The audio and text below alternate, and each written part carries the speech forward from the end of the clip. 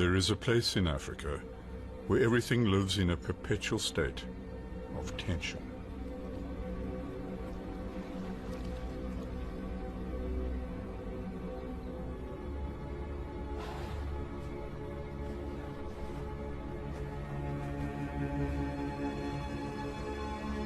There is a pride of lions here, and they know they've pushed into the swamp too far today.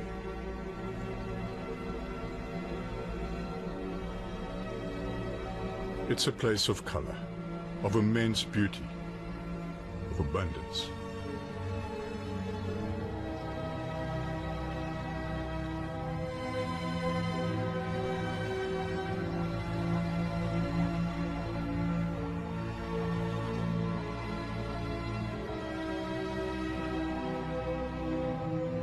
The lions are on a quest through this heritage to the world, a precious jewel in our hands.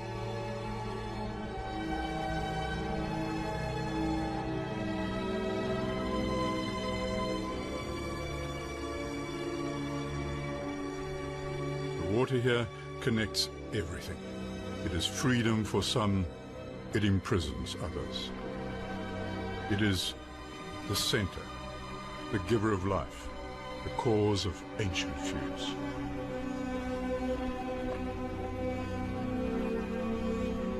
As we travel through its veins, we'll understand it is one of the greatest rivers on the planet, and everyone wants something from it.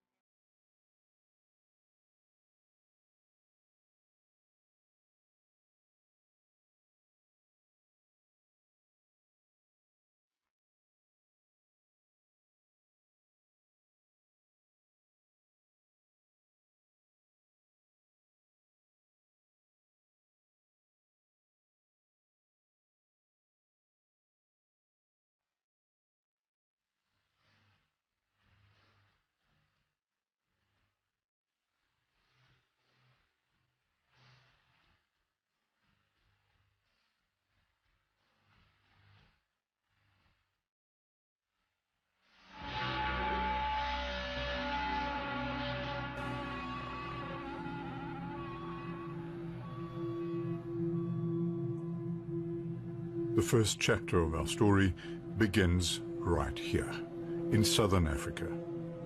As the water flows strongly into Botswana, it forms the panhandle-shaped Upper Okavango, the deep water. It is pristine, wild, and remote. It is one of the three distinct faces of the river. This is paradise.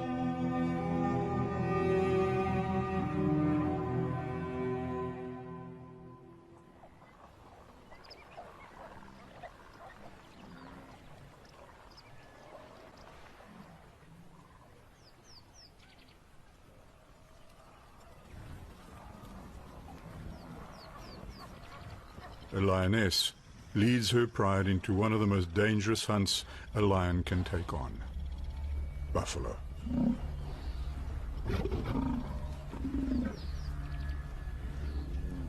At least one of them has no future.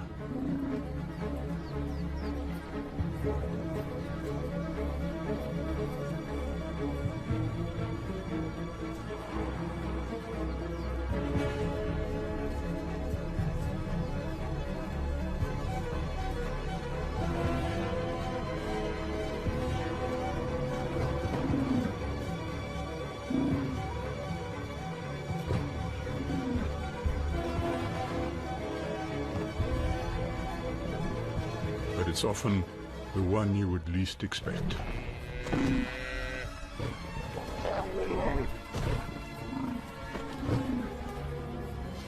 No one would have predicted that her day would end so badly.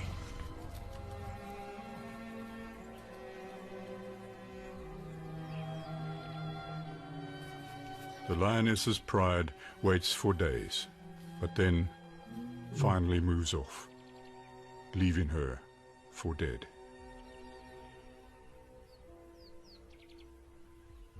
Her shoulder is injured, her ankle shattered, But her story is far from over. Hers is just one of the intricate stories in this complex wonder of the world.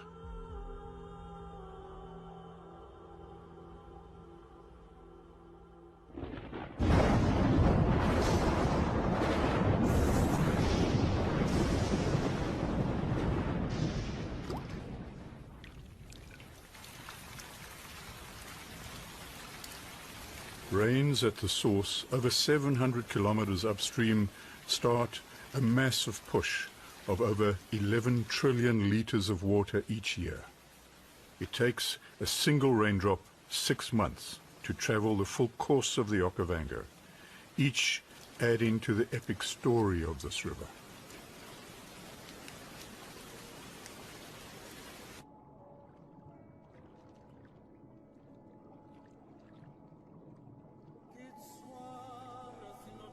And so begins a journey that is legendary, passing through secret underwater windows. It goes down the labyrinths of monsters.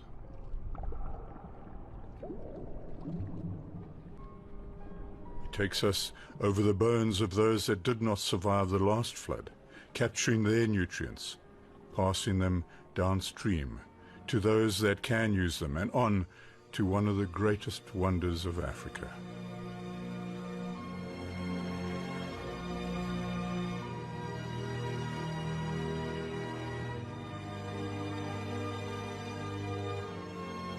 There are always consequences. Every action has a reaction, like a well-crafted Stradivarius violin. Plucked at one end, it shivers on the other.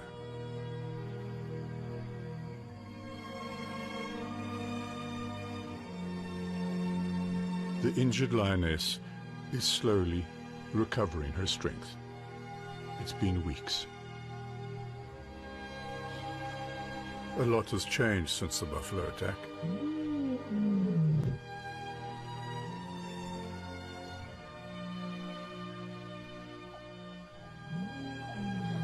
It's as if she's woken in a completely different world.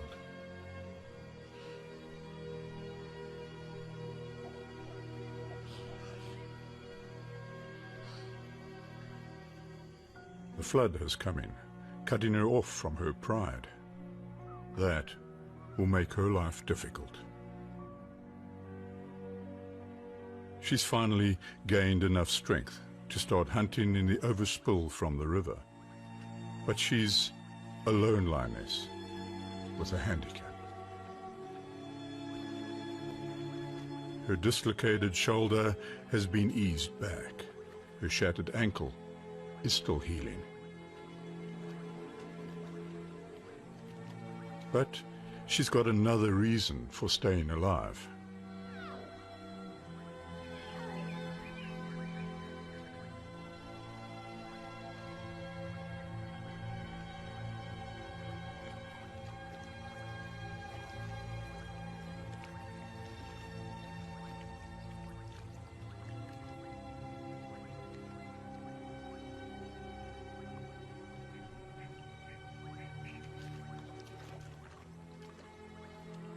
Somehow, she's managed to keep them alive and secured them in the deepest of reeds, a place on the edge of the river where almost no one goes. There is a phrase in Botswana, fiketsa di kgweto. It means overcoming a handicap, a challenge.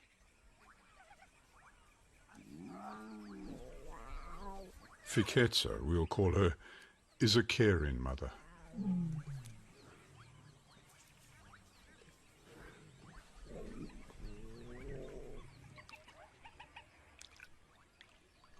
There is an unusual bird in the swamp, one that, unlike Fiketsa, leaves her young the minute they hatch. They live in among the small nymph-like flowers, and each dawn the skirts made from soft petals open as these nymphaea water lilies awaken. These leaves flat buoyant pads set the stage for a pair of gangly chicks.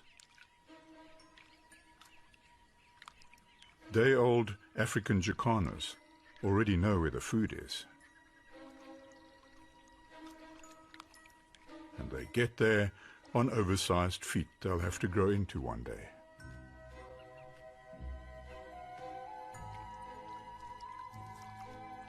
They're not ideally adapted for running, nor flying, but getting around on floating lilies, that is their speciality.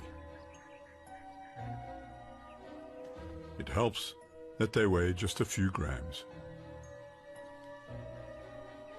Without a mother, two tiny fluff balls with long toes wandering around a thin platform of lilies won't last very long out here.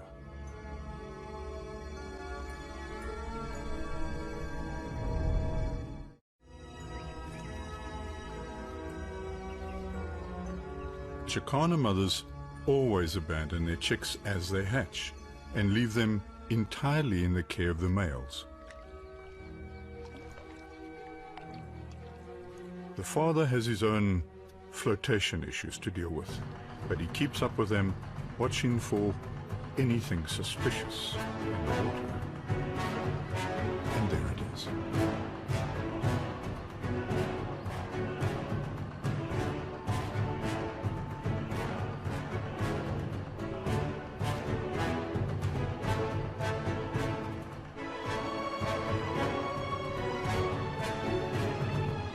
Coded chirp, he calls his chicks to him. It's not just to hide them from the crocodile, he has to move them to safety. The best way for him to do that is to tuck one under each wing and walk them out of danger.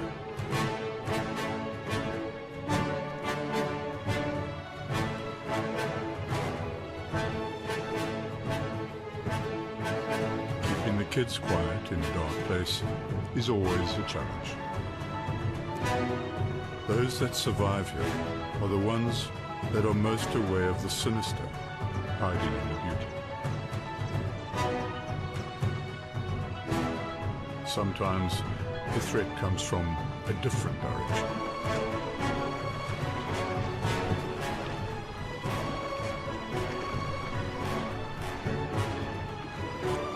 In an instant, the Jacana family's floating home can be destroyed by a giant, himself only looking to stuff in as much high protein from the lilies as he can possibly manage in a day. So it's off on a dislodged island to the next location for them, a vagabond's life.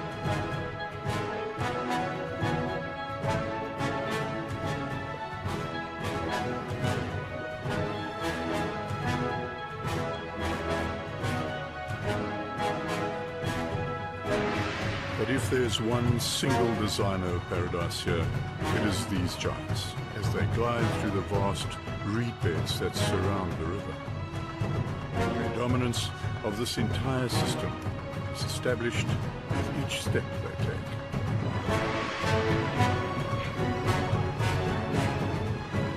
Their constant movement leaves behind them bigger and bigger highways in the reeds, creating a mosaic of paths right across the aquarium. It is landscape architecture on a grand scale.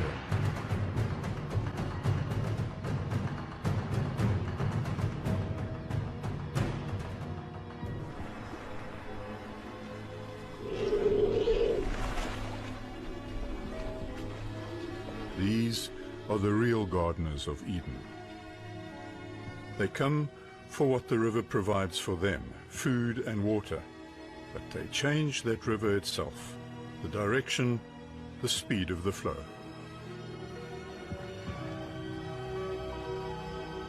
It's the perfect partnership, because the river thrives on change and elephants provide that.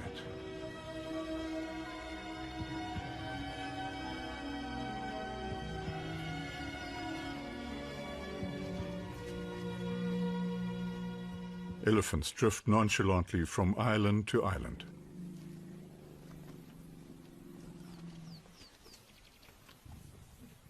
Their sudden and silent arrival surprises some young lions.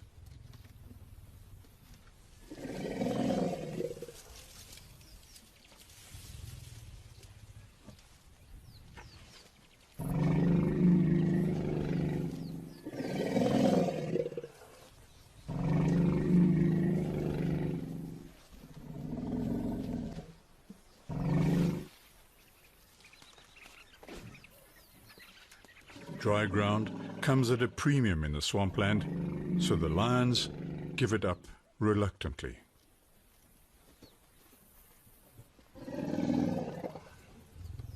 But there is no doubt at all who the real masters of the swamp are.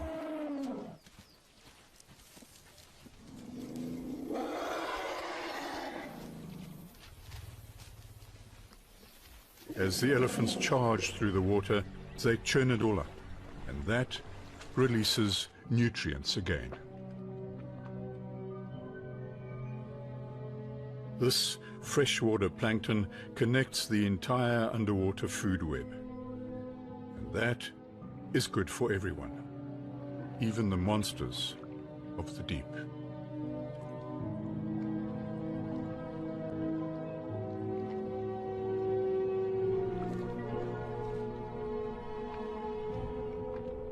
Then the water starts to vibrate. Another major force is on its way now.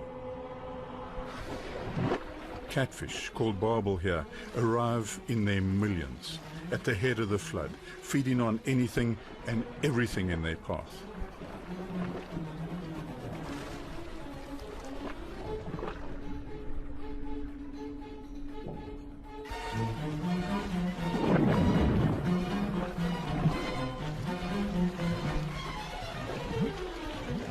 It's a madness of fish, and it disturbs everything.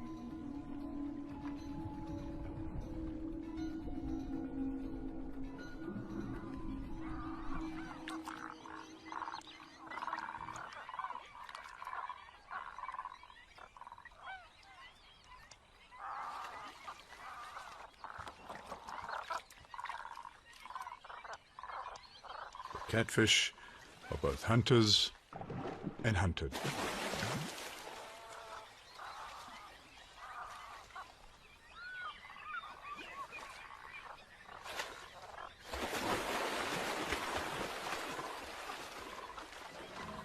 To drop your guard in these waters is a mistake.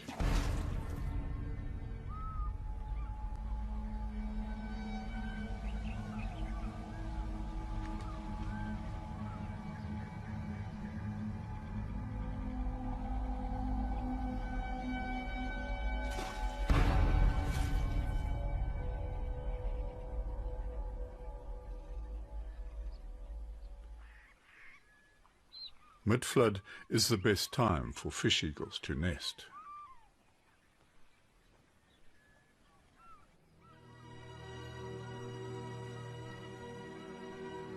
All the way down the flooded Okavango, the river energizes and feeds life as the deep water panhandle winds its way through a sea of reeds and papyrus.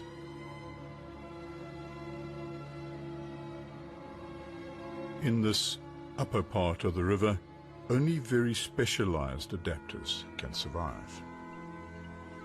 One fits in perfectly to the deep reed bed habitat. This is one of the last refuges of the very rare Sitatunga antelope. Shaggy coats fleck off the damp. Long hooves, much like the feet of jacana birds, support them as they wade in the mud or over reeds. But they are not alone.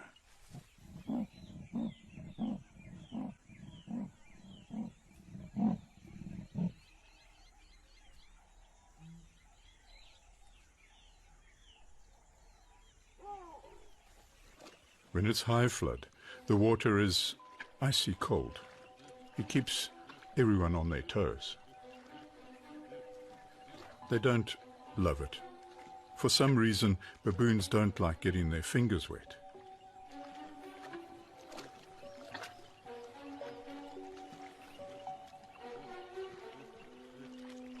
but the baboons are heading for the island forests because the fruit is on the islands, not in the swamp.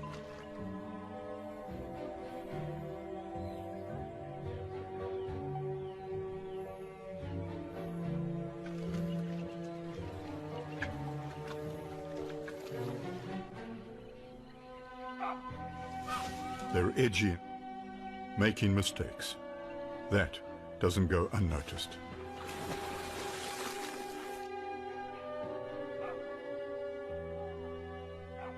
Getting left behind is always unnerving.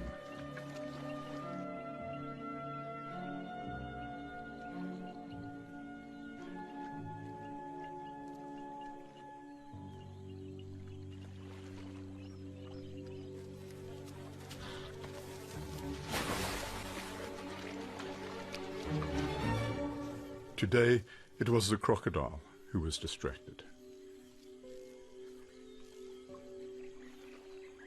It is seldom predictable in this complex and magical world.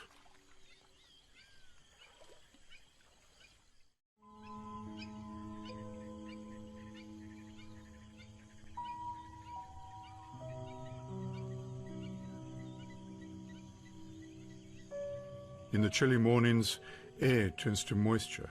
Droplets hang in the air, waiting for the sun, or rise, as if the very land was alive, exhaling warm breath.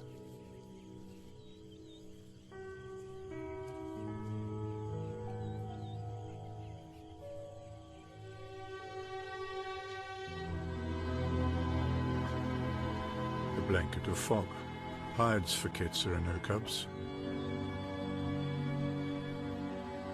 When she looks around, it is at a shrinking territory, as the land disappears under the water.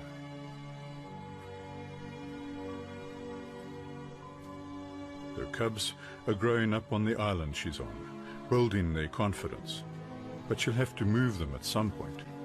It'll be months before the flood starts to drop.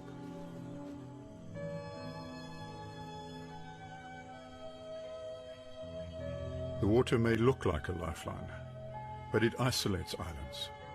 Prey can be sparse, leaving a sterile hunting ground.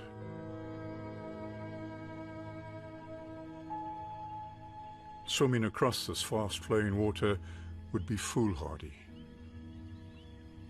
So Faketsa adapts to hunting the fringes of the flooded river. Being in the water takes the weight off her broken ankle. It eases her pain.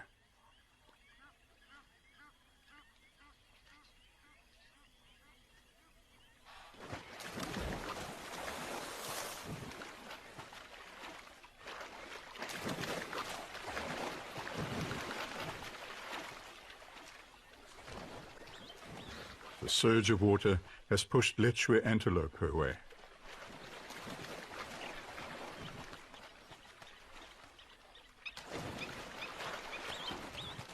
She's just not good at running anymore.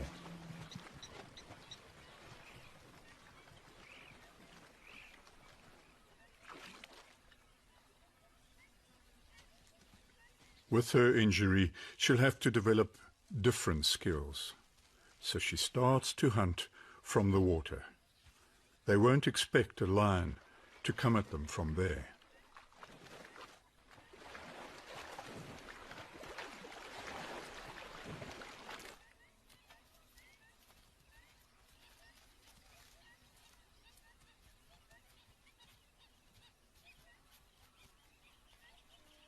Today, she's got even bigger problems. The herds of Lechwe have attracted a new pride of lions. They're not as used to the water as she is, but these scared cats are still a major threat to her and might even kill her cubs.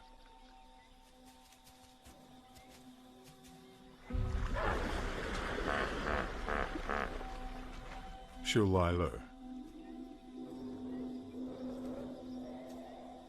The river is difficult to contend with. Its volume, its unreliability, its strength, its surprises.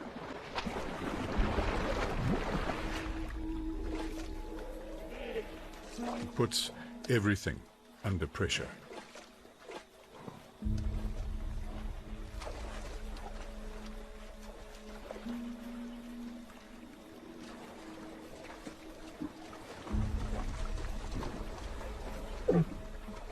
Run in on a tense and vulnerable lion and risk an eruption of retaliation from this well-designed killer out of its comfort zone.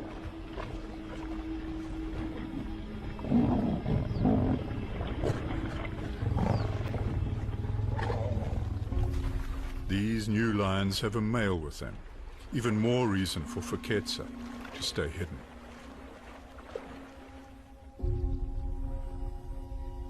But it's for these riches out here that these lions have risked the dangerous crossings.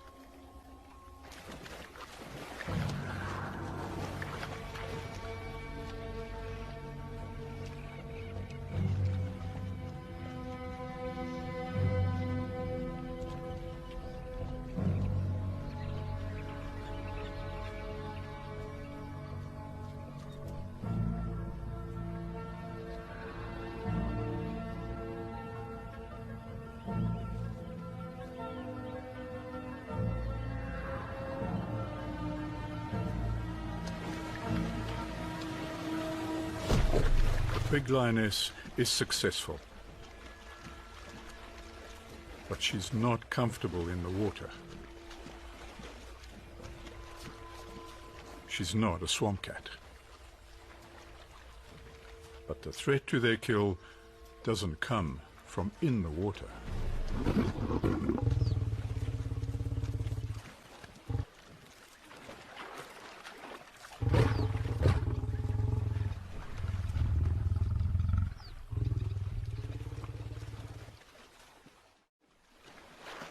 Their own male claims the reward of their spectacular efforts.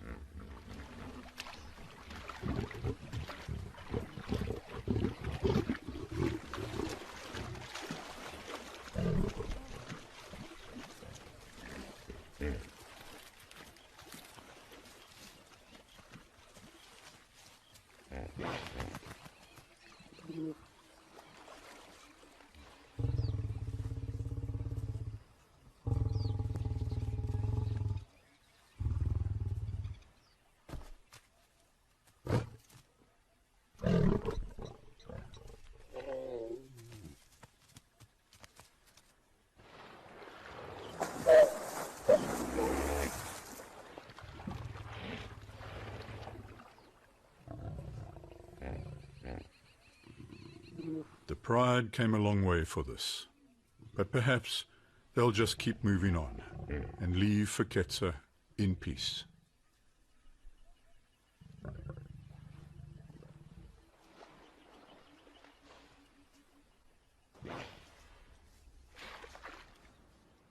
The water continues to flow strongly all the way down the panhandle for nearly 6 months.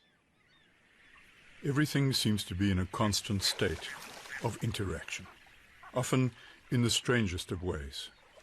And it's all centered around the Okavango itself. It is the single thread that connects all these characters and all life here.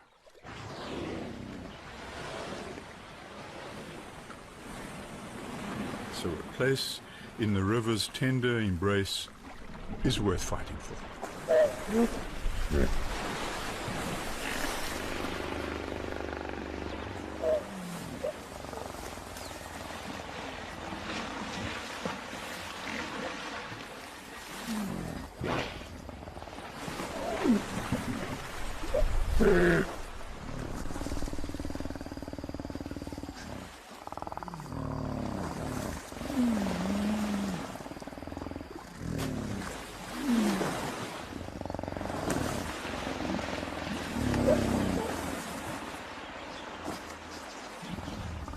The river's constant change throws territories up in the air. Bull hippos find new pools in the flood, only to find that someone else has had exactly the same idea. Mostly these fights are about noise and display, making a spectacular splash, staking that claim.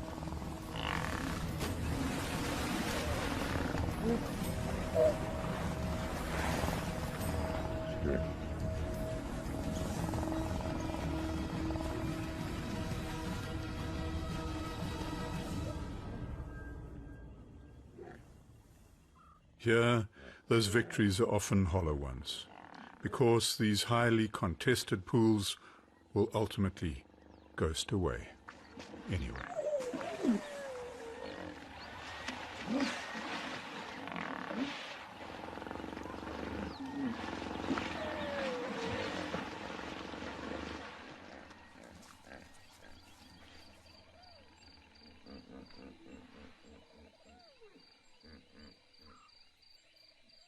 At night, a whole new world exists.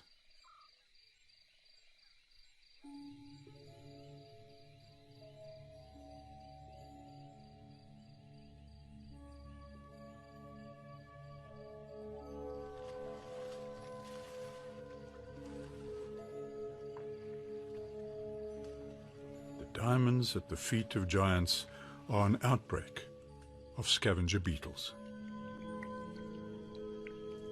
They have been revived from months in hibernation in the mud and triggered by the flood and the moon and released into a mating frenzy to find that ideal mate in a crowded pond while they have time.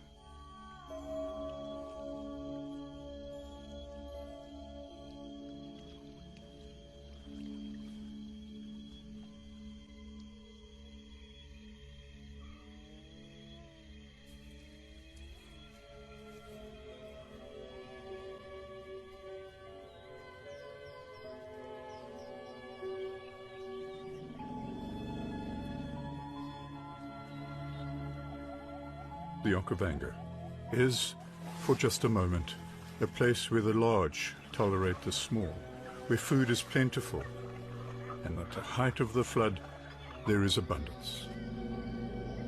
It feeds residents and attracts travelers from afar.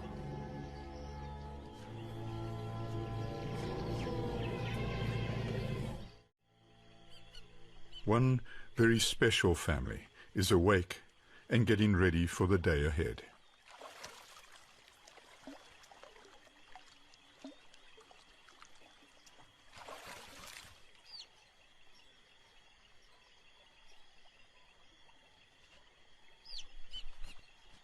She has come here to breed. African skimmers select the exposed sandbanks along the Okavango as safe havens. Despite the odd clumsy takeoff, these are some of the most elegant birds on the wing here. And when they take to the air to start fishing, it is with aerial precision. They skim the mirrored surface with long lower beaks. It is high-risk fishing. They blindly feel for fish with their extended bottom beaks, and if they detect one, they grab it. If it's too big, they can snap a neck.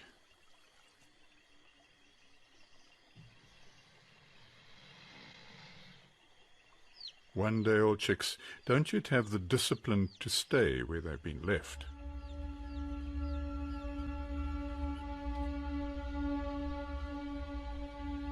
But there are now fewer than 20,000 African skimmers left on the planet, so the stakes are high. Each chick that returns to the warmth of protection is important to the entire species.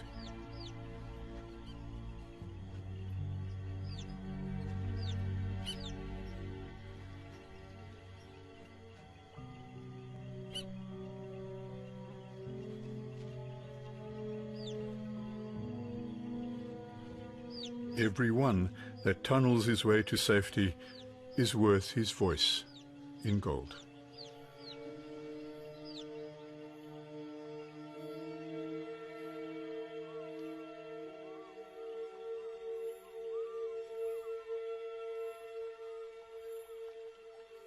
As the water glides across northern Botswana towards the middle of the delta, it starts to slow and widen.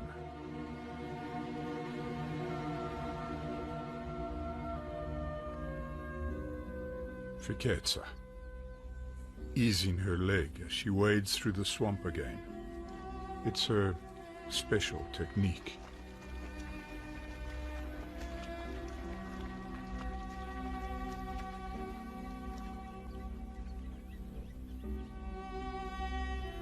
She tests a breeze on her face.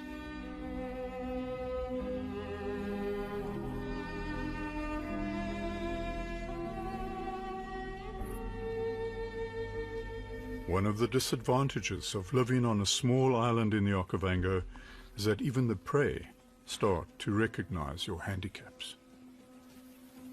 The local Lecce herd knows her well. Their numbers embolden them to follow her closely.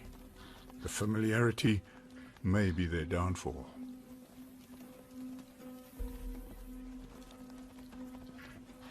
Fiketsa isn't thinking of them, though. She's observing, calculating, mapping.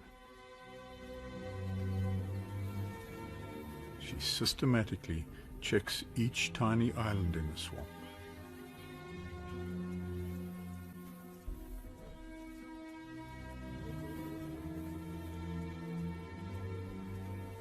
She's meticulous.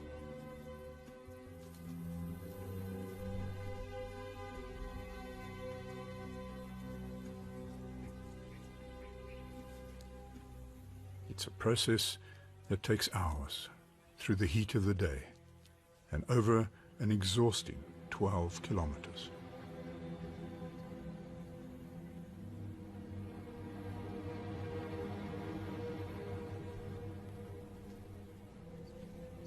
And this is what she's after.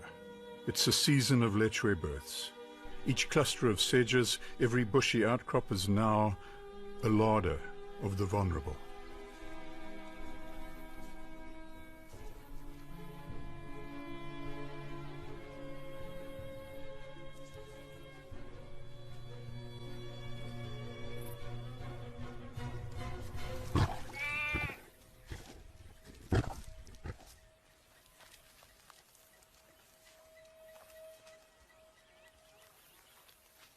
Fiketsa has finally managed to work this flood and turn it to an advantage.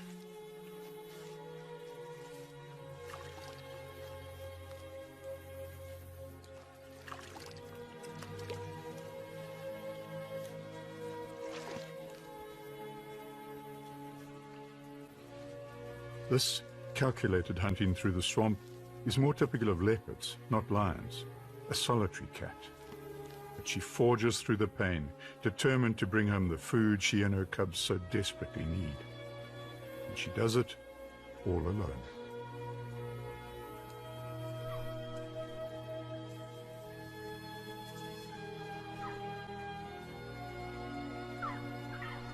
It takes her hours to drag the kill back to the cubs, stowed safely in the fringe of the Okavango. A story of overcoming challenge.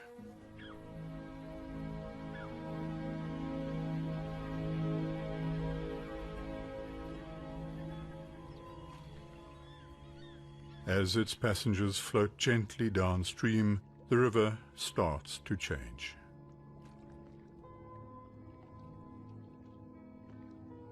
At some point, the fast-flowing river changes its entire nature. As it turns the final bend on the panhandle, it suddenly slows down because it spreads out into the flats.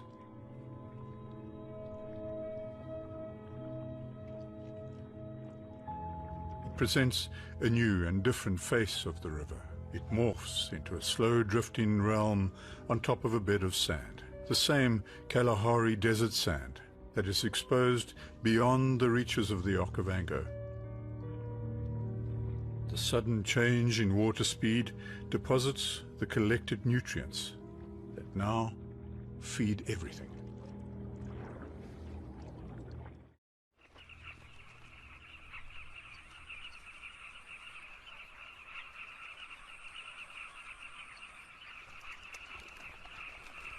Migrants in scarlet are nesting. Carmine bee-eaters are thought to be harbingers of of change.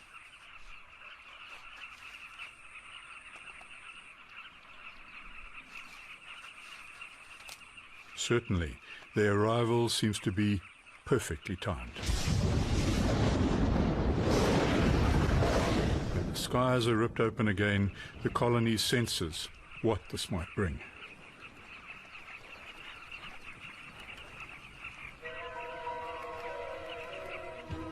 The carmines follow the smoke to the most intense, forced flush of insects they could hope for.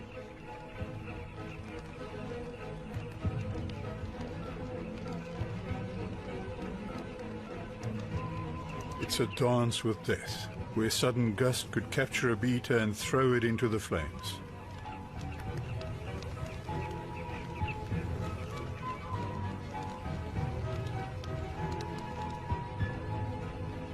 Fish eagles are given a nudge to fly free.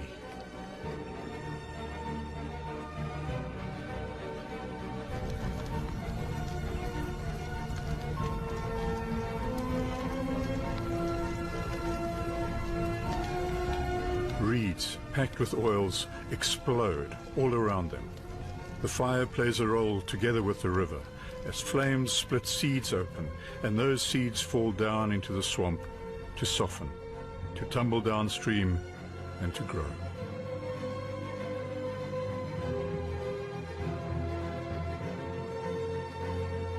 The deep water between the fire and Fiketsa will keep her safe. The danger may come in a different guise. Two new males strut into her territory in the swamp, following the smell of opportunity that is their birthright to fight for.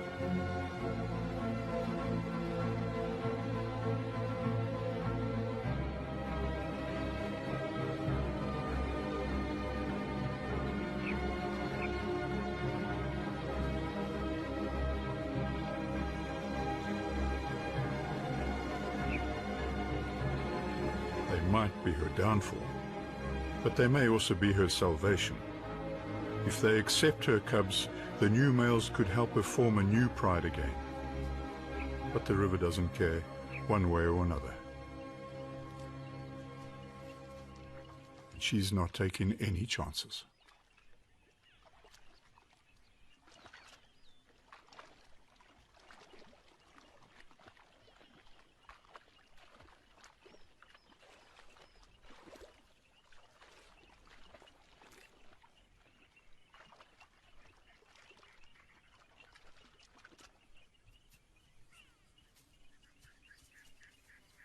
For now, the lone mother may have a handicap, but it's not in reading the lay of the land when it is right in front of her.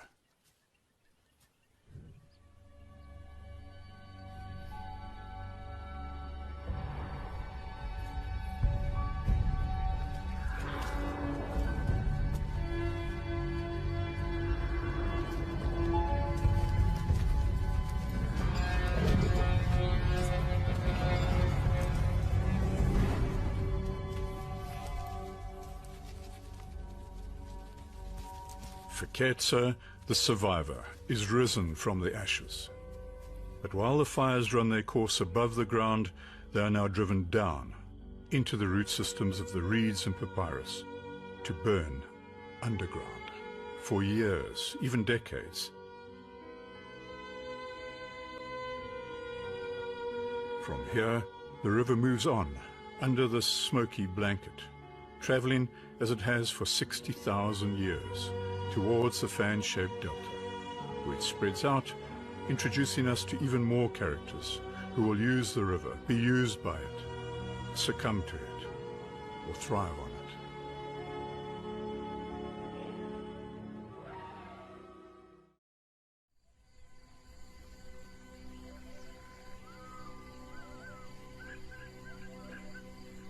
The king awakens. His domain is on the edge of one of the most extraordinary swamps in Africa.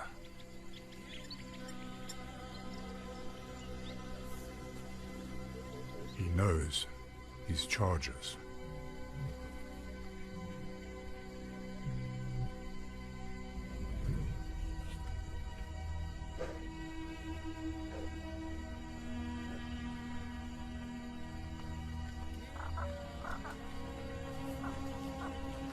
knows his riches.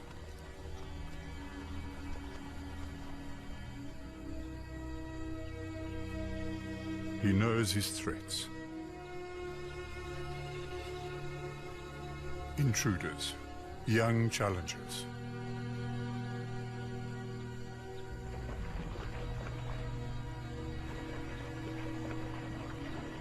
But today, there is trouble in paradise.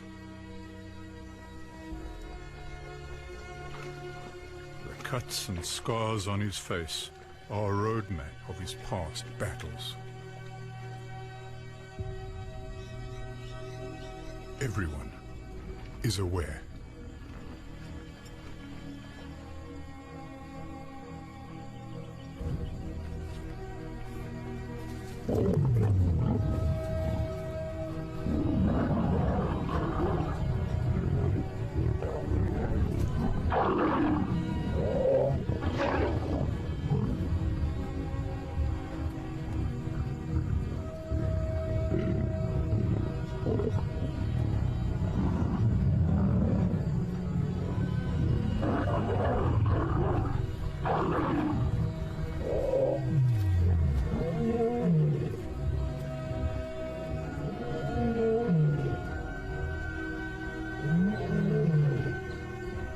The message is clear. This is not their dream. It belongs to him.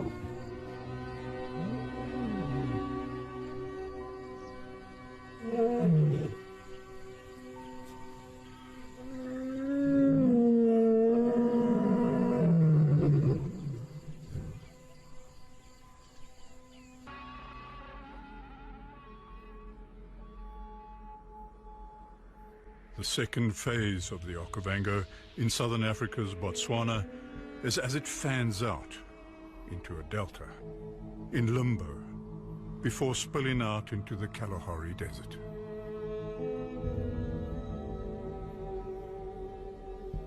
The clues to why the delta changes its shape so radically here lie at the center of each of its uniquely formed islands.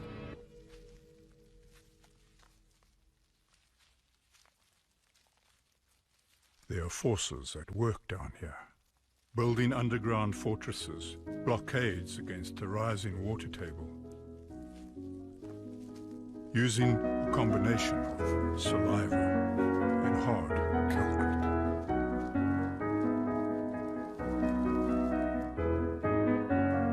Just a single one of them influences everything here.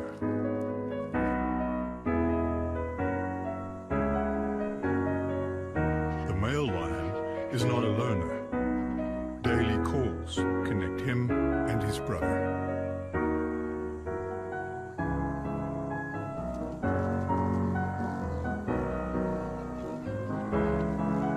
All around them, life is erupting.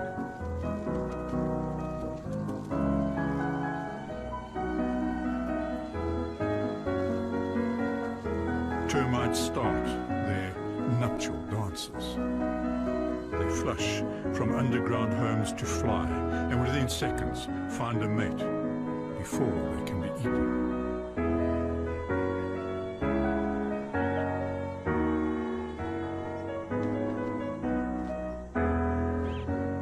Millions don't make it, but millions do.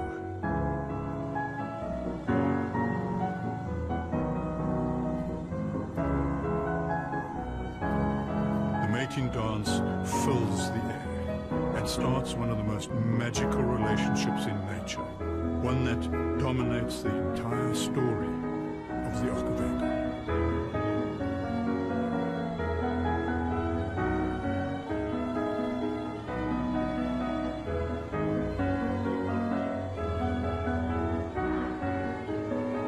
They land at the feet of giants, find their soulmates, and burrow down into the soft Kalahari sands. And then they start a new cycle of building. Towering castles rise up even above the heads of elephants.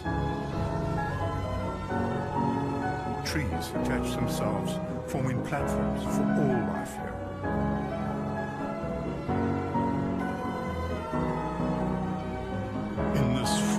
landscape, any high ground forces the floodwaters to spread around these islands, creating a sprawling delta across 15,000 square kilometers of Botswana.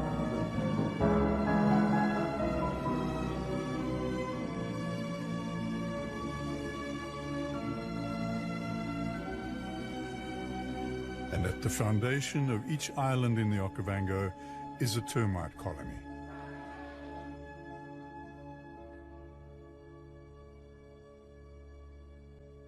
In a place where water is abundant, it's the high ground that is precious and used by just about everything here.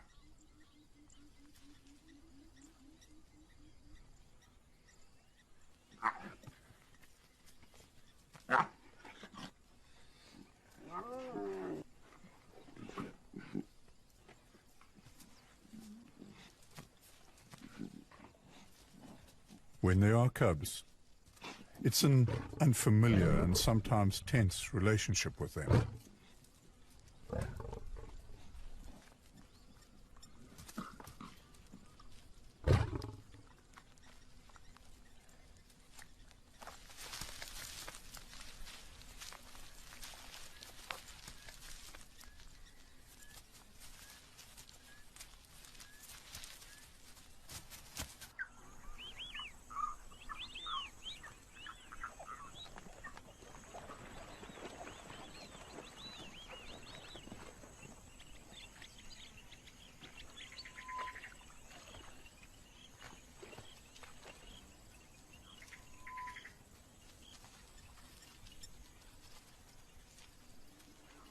In this upside-down world, months after the rains end, and just as the dry season starts, the flood begins to rise.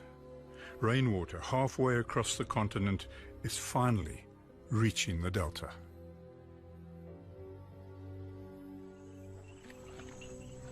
Those that can adapt to this watery world have an advantage, especially if they can find just the right island.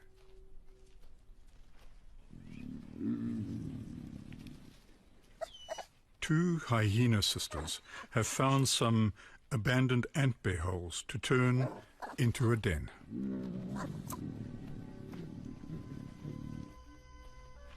Hyena family greetings may be a little curious, but these are some of the most caring mothers in the delta. All their cuteness has been reserved for when they are very young. They soon grow out of it. The older cubs have already developed bone-crushing habits, so the youngest digs secret chambers into the heart of the termite mound that only they can get into. Someone else is eyeing one of their holes today.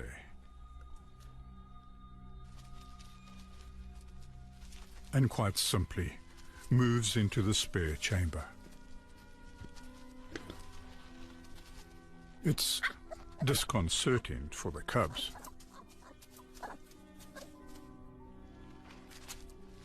Hyenas can easily rip a warthog to pieces, but for some reason now, they extend a kind of welcome.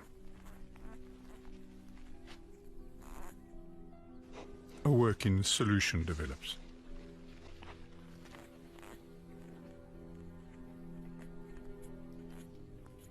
Hyena den during the day, and at night, when they are out hunting, the warthogs are in residence. And during the twilight hours, both families are at home.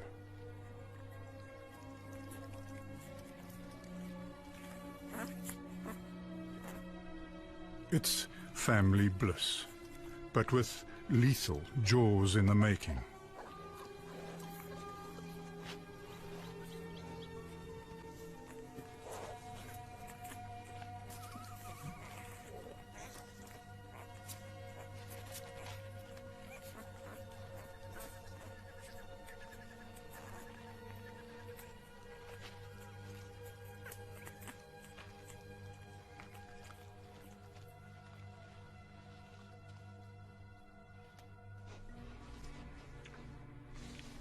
and both families keep a wary eye out for the odd neighbors.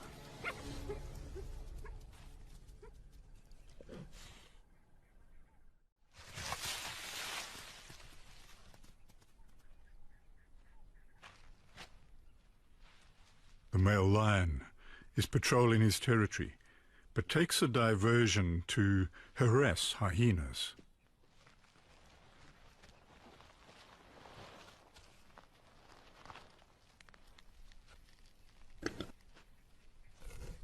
He's definitely also interested in the smell of hidden pigs.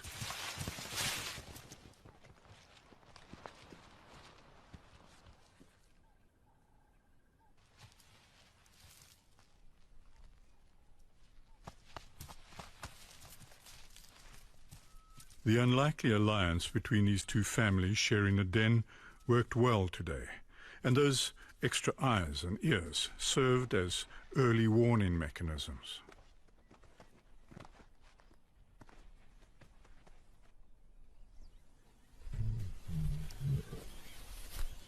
At last, the two brothers have found each other. Their bond is vital to both of them, their territory and their pride. The teenagers have energy to burn. The males watch them closely.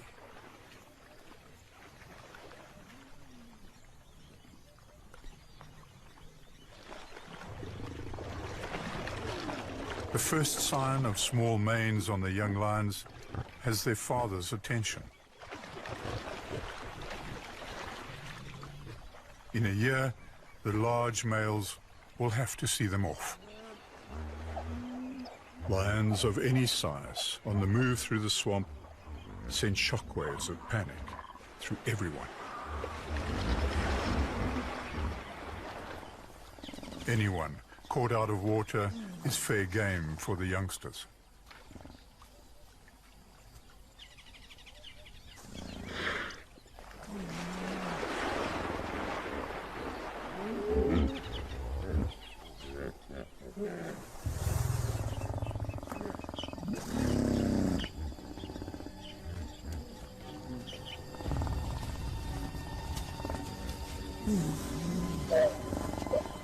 And it turns into a game of cat and very large mouse.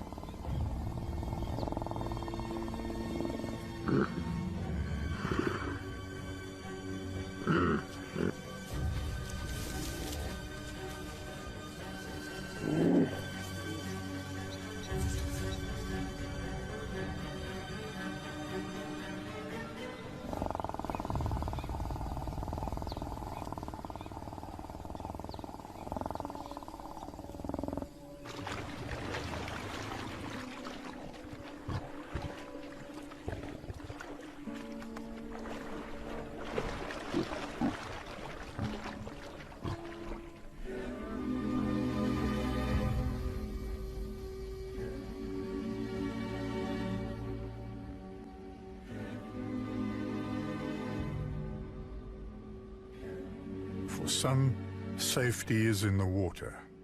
For others, it is on the termite islands as the flood rises.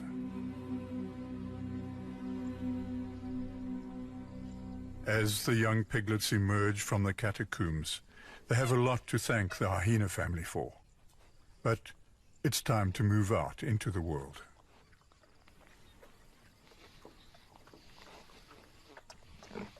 Warthogs across the delta more than double in number in a few weeks, all because of their initial safe havens in the termite mound islands.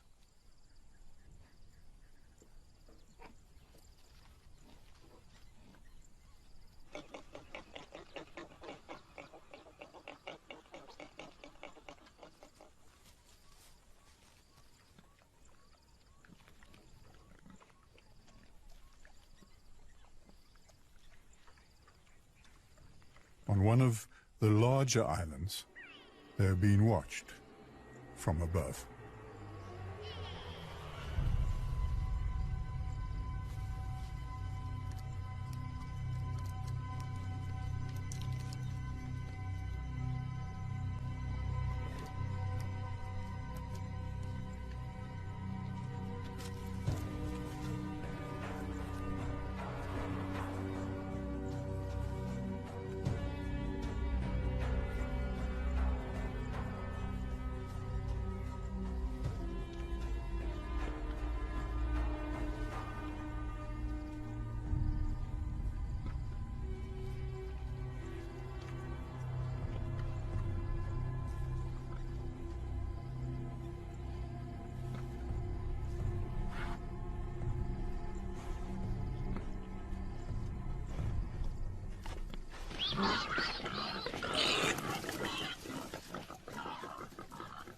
the leopard can't choose, so grabs up 2 piglets.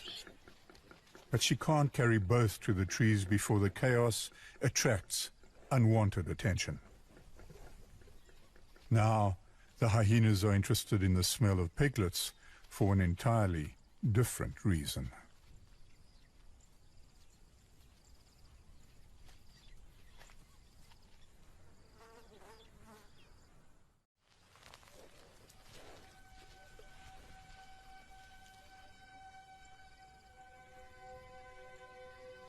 The males are on a territorial patrol together, right towards the leopard's island.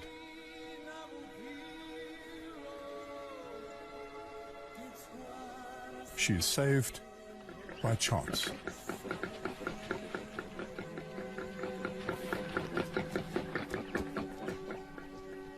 Piglets on the wind. Right into the jaws of death. But it's a slippery little thing. And one that comes with a lot of attitude.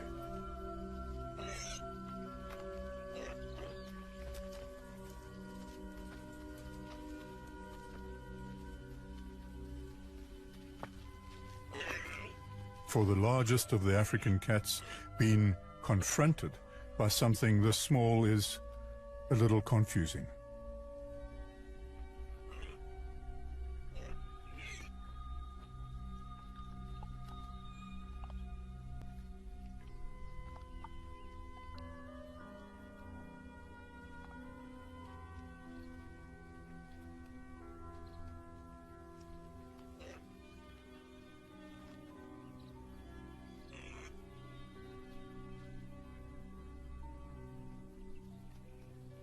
These plains may favor the bold and the brave, but today the odds were just too great.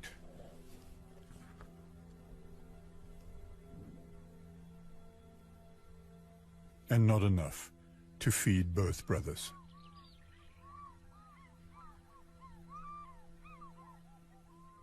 By mid-flood, over 80% of the Okavango is under sheet water. Much of it is shallow and crystal clear.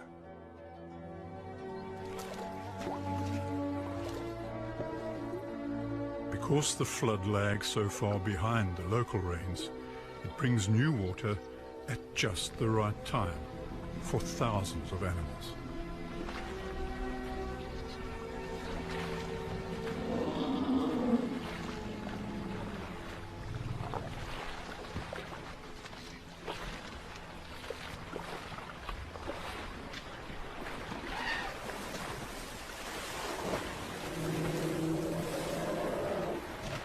It is a haven for them. The expression of sheer elephant joy seems to erupt in their screams.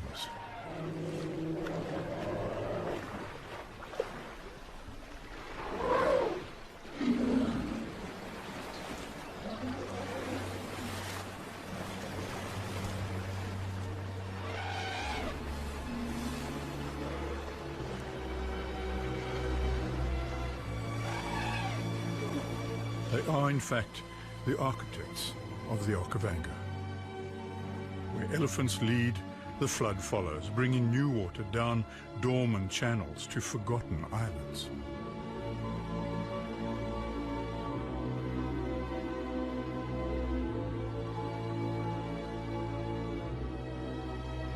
But what brings elephant to this part of the delta now lies ahead of them, on those islands.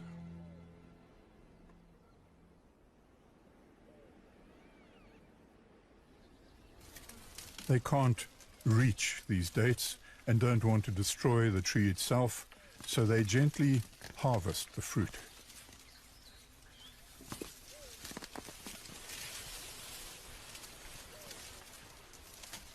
Being crowned by rock-hard nuts seems to be worth it. But it's a classic case of the palm, the nut, or the elephant, and which came first. The palms can only germinate if softened at the right temperature, the exact same heat as that inside an elephant's gut. These vast palm islands, so typical of the Delta, exist purely because of these long caravans of traveling elephants. And the islands themselves are built on termite mounds, right across the Okavango.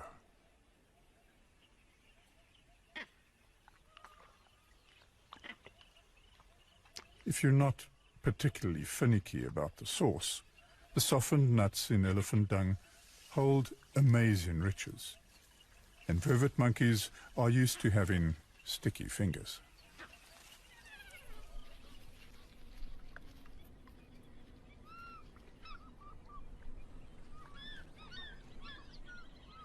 As quickly as it came in, the flood starts to shrink back again after a few months. The first signs of change. It leaves soft green grasses, exposed and highly nutritious, well worth going in search of.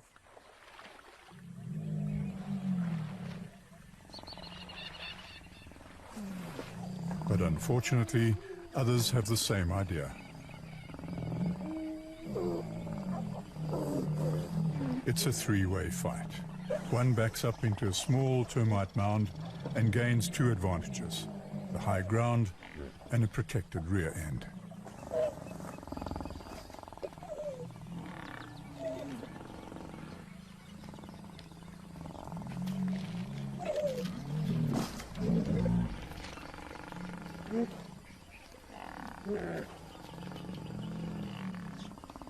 It's a winning combination in a species where fighting is both critical to claiming space and food and is dangerous.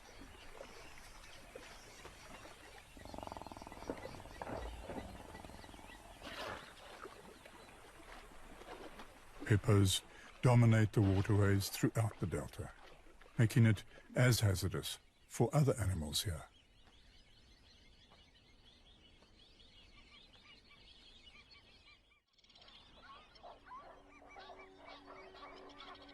In these flood waters, there is a single rare antelope on the move today. He is so rare that he's one of a kind. There has never been another like him seen anywhere in the world.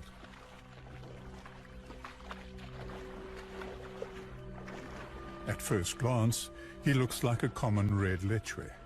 It's not surprising. His mother was a lechwe. But his father was a waterbuck. We'll call him a watchwe in honor of both parents.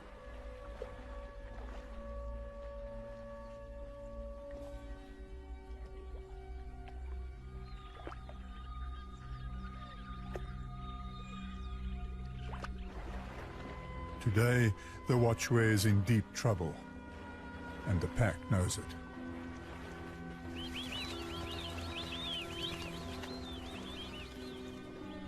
The watchwe is larger than any normal lechwe, and that may confuse them, but the painted dogs are not easily scared off by size.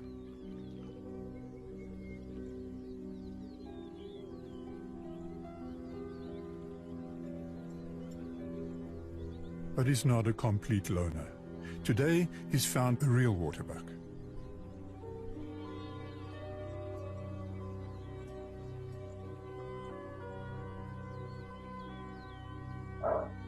Their interesting and different genetics may be academic now. The real threat may actually be in the water they're using for their escape.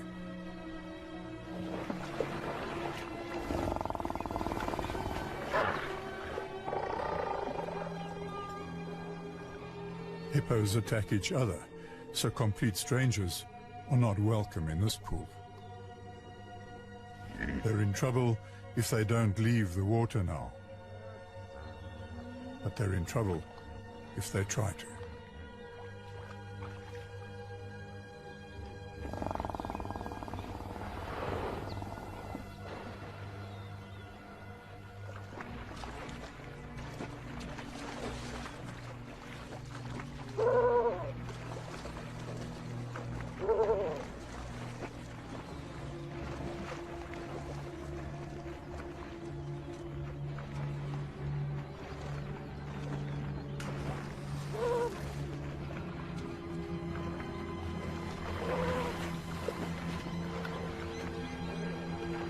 confidence of being born bigger and bolder than his siblings is paying off. But today, the true antelope finds safety in limbo, somewhere between the riverbank and the deeper water. Even the hunting dogs won't risk offending the hippos. It's a standoff between an endangered predator and an antelope that doesn't really exist.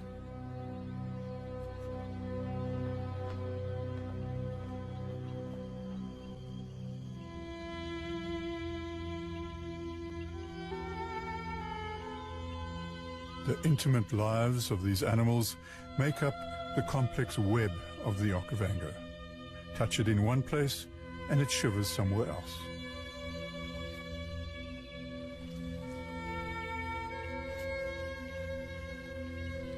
Someone's paradise is someone else's purgatory.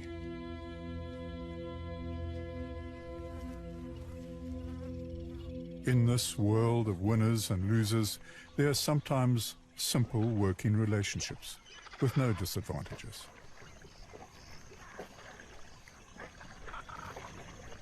Black egrets have a special technique of blocking out the shine on the water to catch fish under their umbrella-like wings.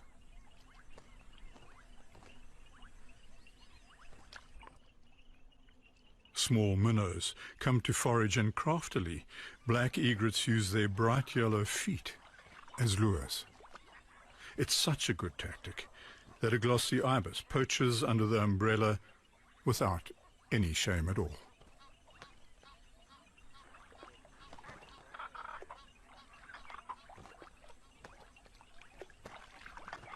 There is one problem. When you have your head under your wings, things can creep up on you.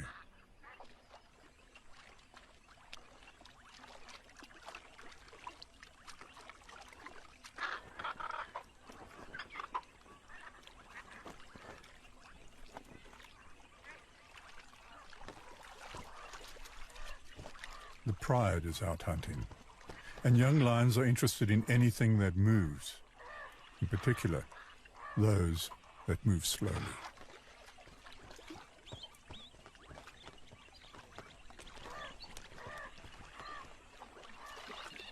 These lions have adapted to being in water.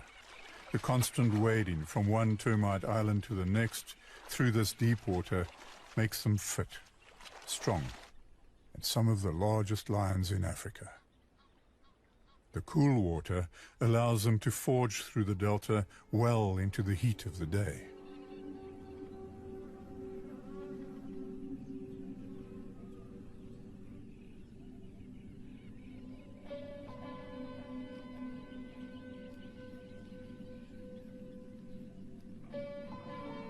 In these mosquito-infested swamplands, they are after one species of prey above all else. It's their favorite, but it's not easy. Buffalo.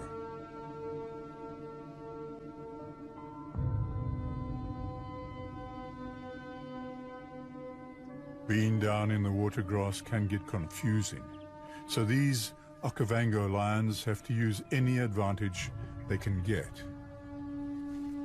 Elevation is a huge help.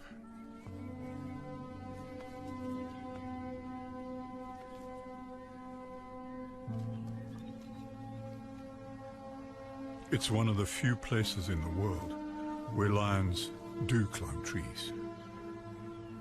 They also climb to get any cooling breeze, but these heavy-set lions have to get that balance just right.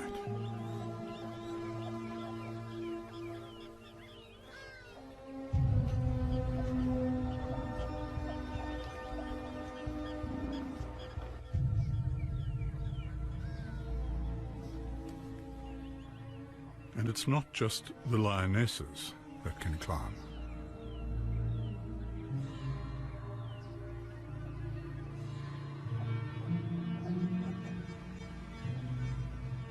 The buffalo are heading this way. Now, all that is needed is a hasty and elegant descent, to circle into position.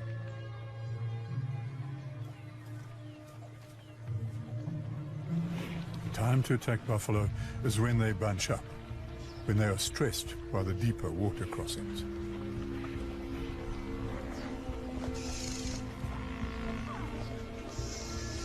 But today, the pride waits and sets the ambush for just as the buffalo enter their termite island. He's eager to join in.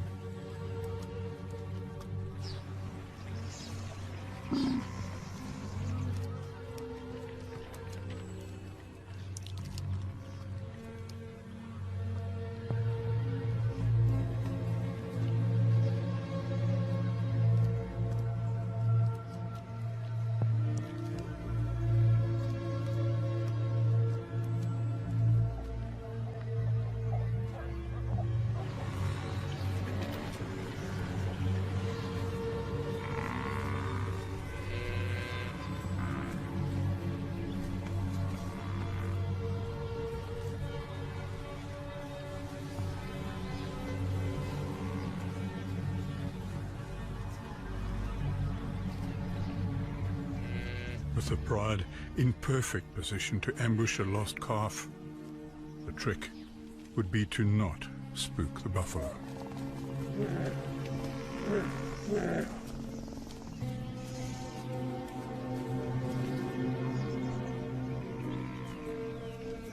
A big bull senses something wrong. Now, it's important for the male to be still, silent.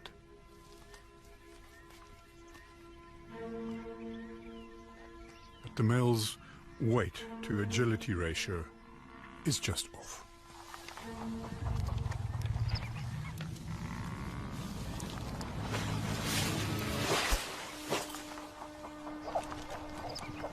But these are Cape buffalo. They kill lions, and today there are nearly 1,000 of them.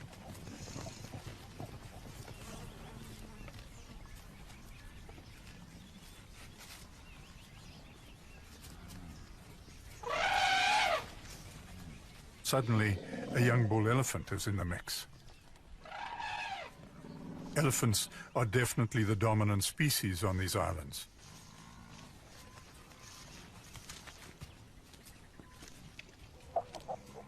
But the lions have artfully sneaked off, and he's been left with the full force of the buffalo herd. This warrior elephant is up to the challenge.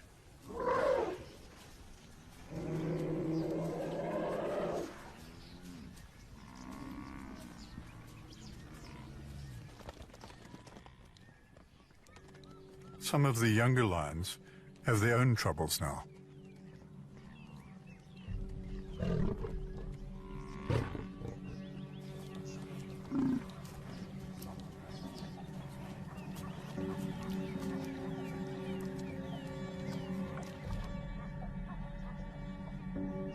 Treed by the buffalo, they have nowhere to hide, and the best elevation is just at buffalo horn height.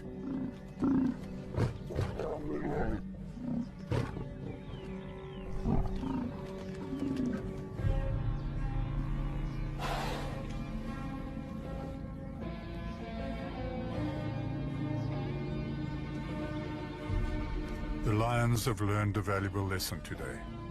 One that once again establishes the reputation of buffalo as one of the most dangerous animals in Africa.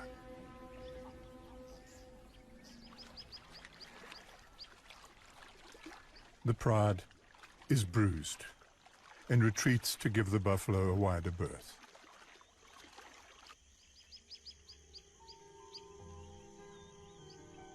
As the evening air cools, tiny nymphs that have been waiting for a year underwater start to hatch. Lunar mayflies fill the air.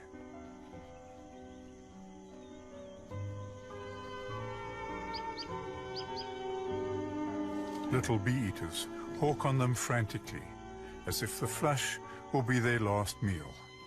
But here, there's no shortage of insects.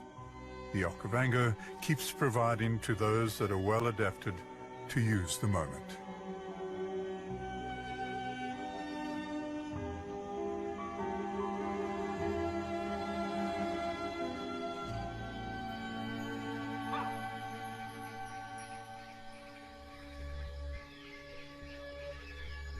So here, if you can adapt, you do well.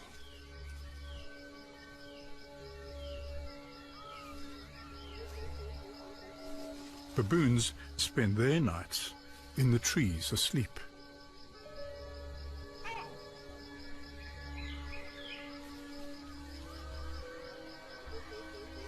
Getting down is a delicate matter, but these straight up and down palms are their gateway to the safest place for them to roost. Nothing else can climb these vertical trunks.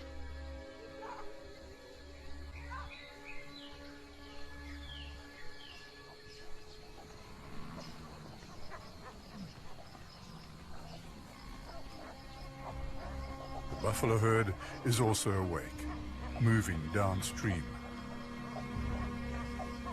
Perhaps it's the definition of insanity, but the pride has decided to regroup and try the exact same tactic again.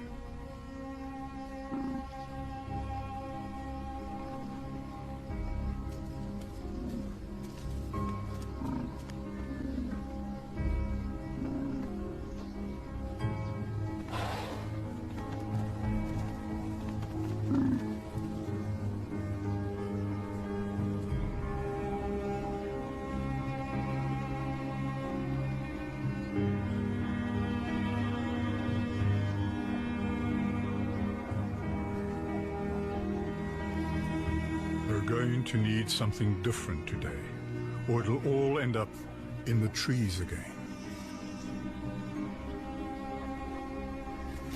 It's going to take a hero, an unlikely hero after yesterday's performance.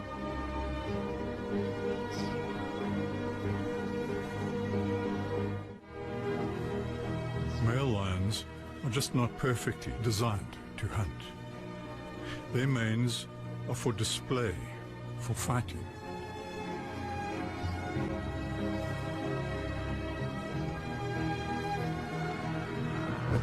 But the pride is uncoordinated, the buffalo united.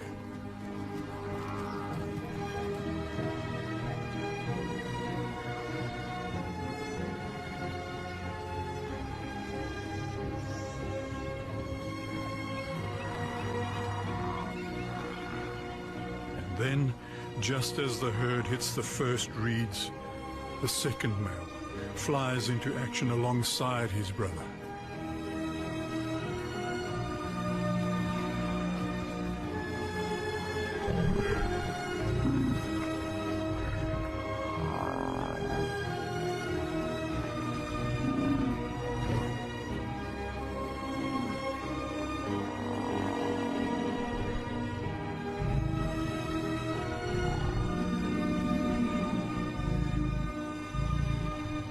This is why prides often have more than one male, to bring down the difficult, heavy prey that the rest of the pride simply cannot conquer.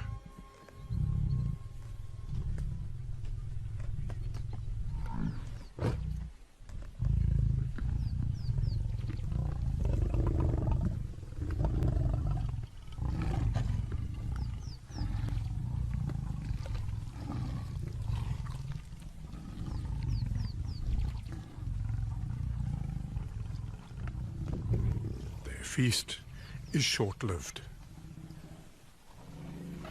Elephants have picked up the sound of death, the chaos, and they don't like it.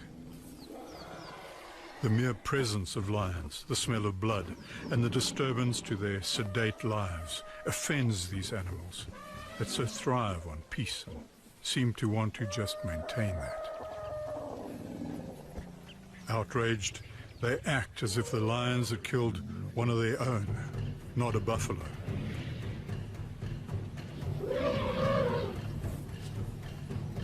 But for one of them, that may be true. A tuskless cow reacts as if she has lost a calf or family member of her own in the past. Elephants hold that hurt and loss for a long time.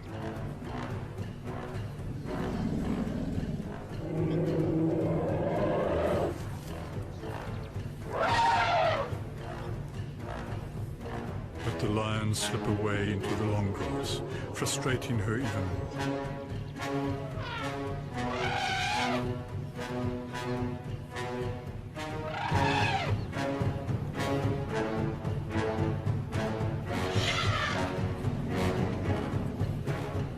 Then, without any obvious reason at all, the female and her herd suddenly settle down and allows the pride to be free.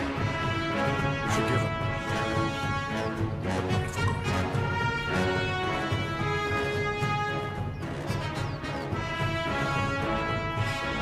It's just one of the mysteries that define this river with so many faces.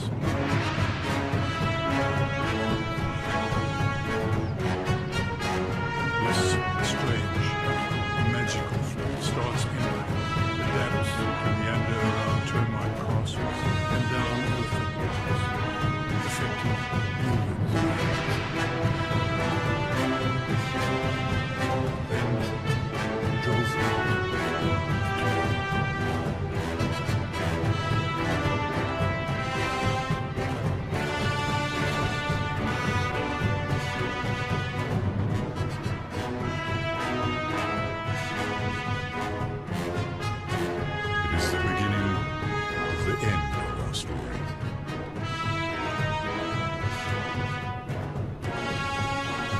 Chapter of a river that has run its course.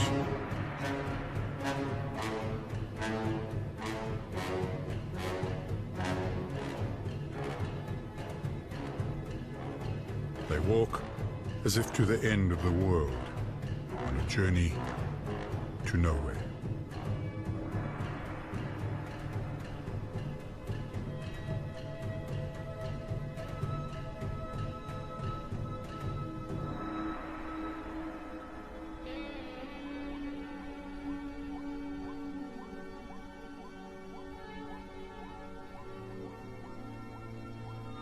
This ancient land is where the water turns to salt, the air burns on the inhale, and everything seems to wait to exhale. What little water is left is as dangerous as it is a salvation, because it is a distraction.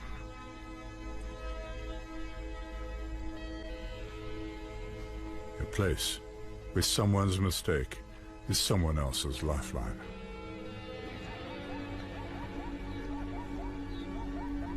A mistaken burst of energy can change your destiny.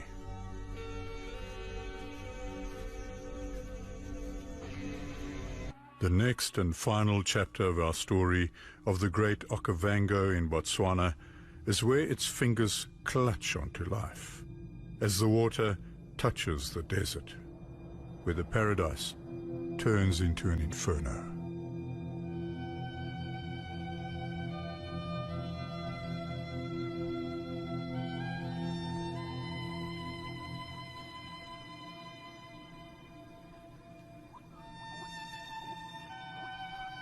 Each droplet is a jewel that holds the fate of a small part of all life here. It is a story of movement. Everyone is on the move. Like fragile porcelain, this part of the delta is vulnerable to the smallest change in water, in temperature, and from the swirling influences of tiny animals.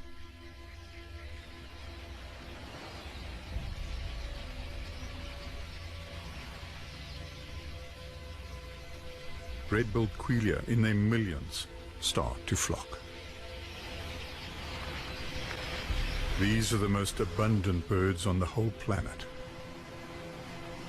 A single superflock of quelea can devour 20 tons of feed a day, and that changes everything here.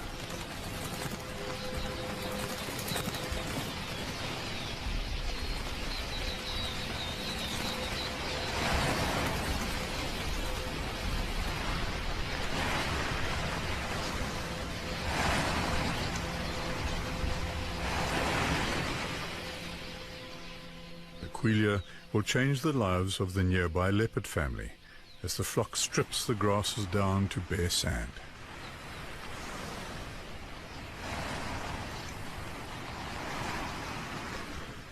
The little female's brother has less time for such reflections. He is more interested in how things work in the world.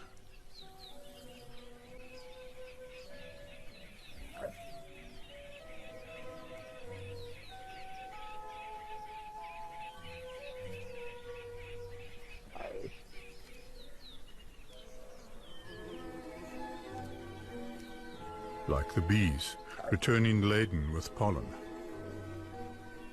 He hasn't learned the dangers of being curious yet.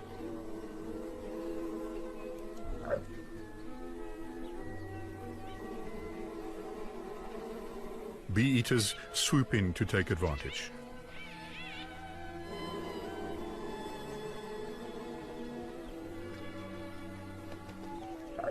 Bored with bees, he takes to irritating his more serious twin sister.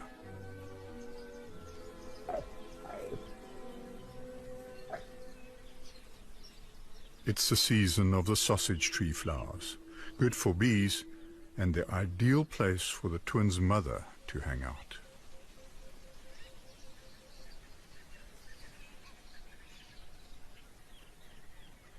She's not resting. She's waiting for the fallen flowers to attract attention.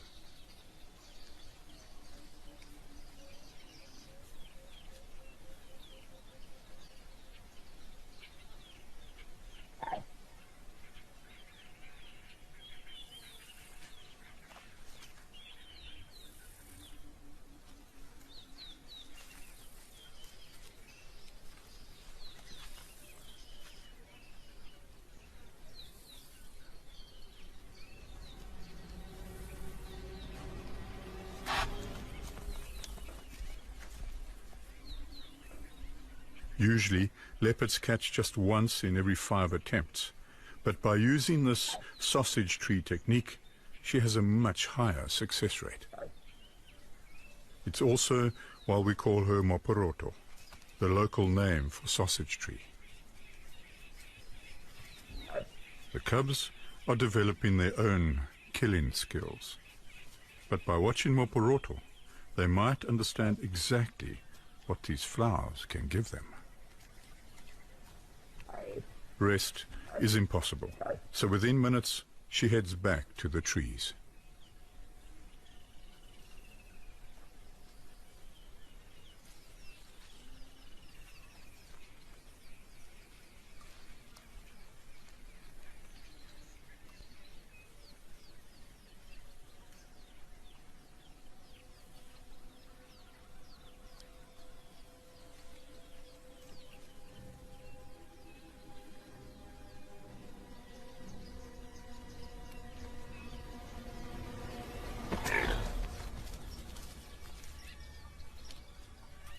The throat hold makes it a silent death. Stealth after the kill is as important as before for one of the smallest of the big cats.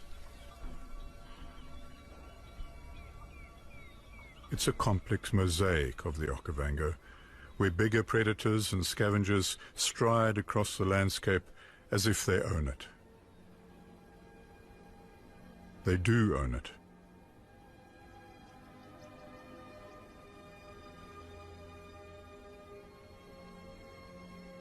Here the water separates into streams and rivulets, winding fingers that cut through the grassland and sausage tree islands.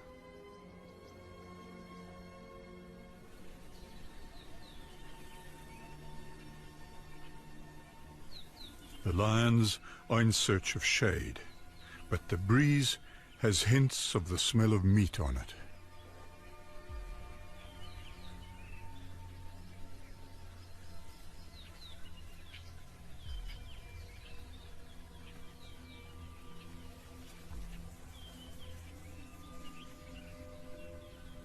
If the cubs panic, they could slip.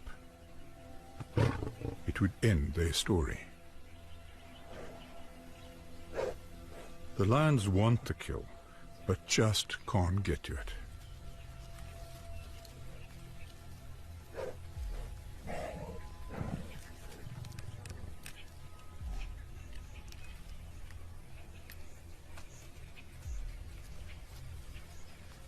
Thankfully, the lions have their own cubs, and the massive sausage pods distract them.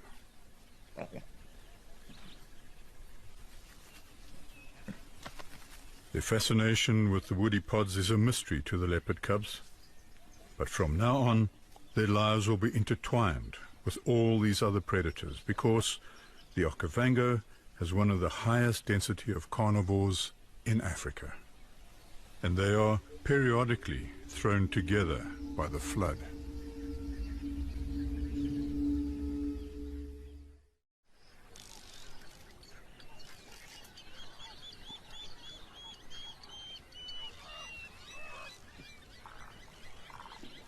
There is a chill in the morning air now, but during the day the temperature starts to rise. This signals the start of the dry season, when the channels begin to shrink. Oxygen levels drop. The fish that recognize that turn and head back upstream.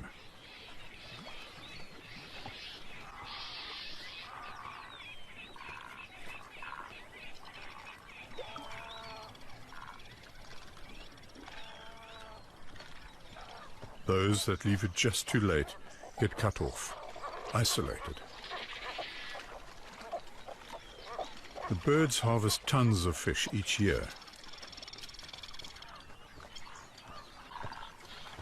Their collective and organized feeding frenzy will clean out a pool in just a few days.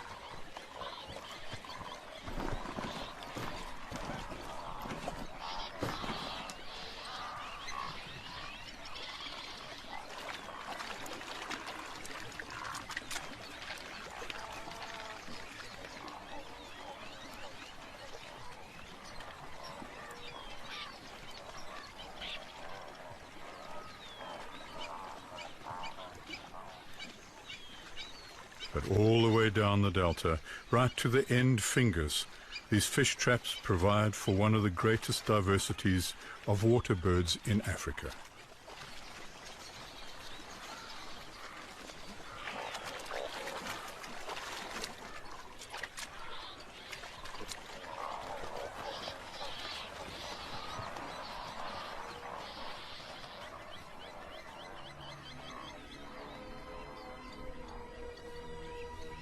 Being able to move is critical to survival at the fringes, where water supply is fickle during this part of the year. When the feed above ground is depleted, elephants go in search of a new protein source. They start mining the rhizomes and grassroots buried in the sand.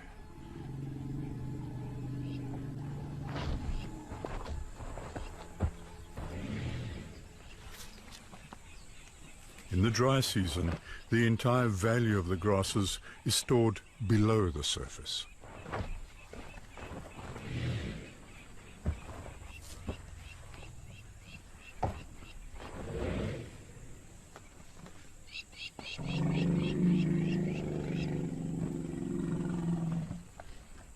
Local residents have to protest to stay safe.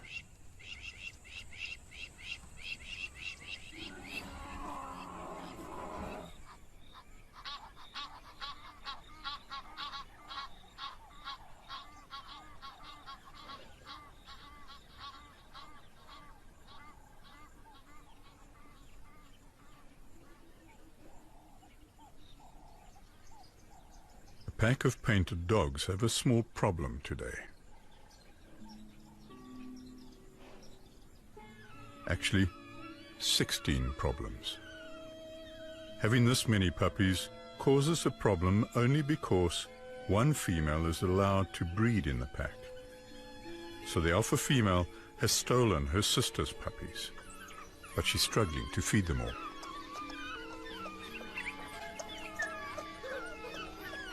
It's a free-for-all, but she refuses to share this burden of motherhood or abandon any pups.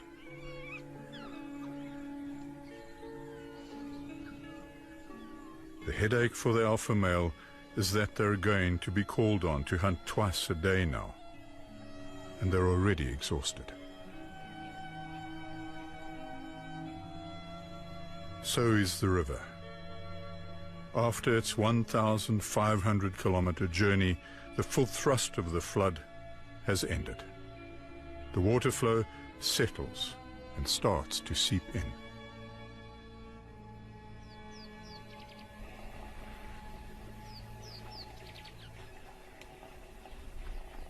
Even sleeping giants can be woken by a small, niggling voice. It's a nudge that starts a ripple effect of movement.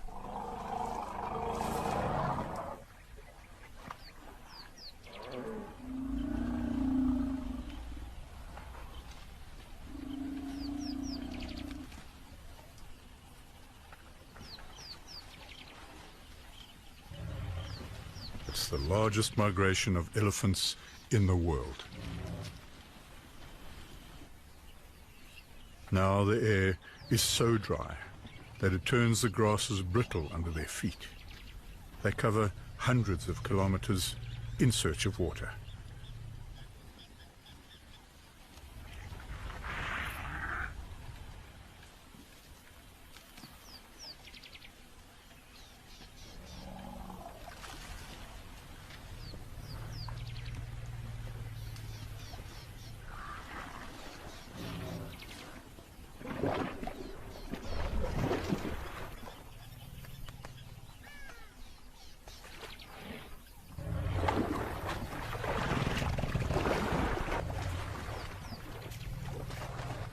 It's a 200-liter-a-day challenge, so these Okavango elephants are seldom far away from water.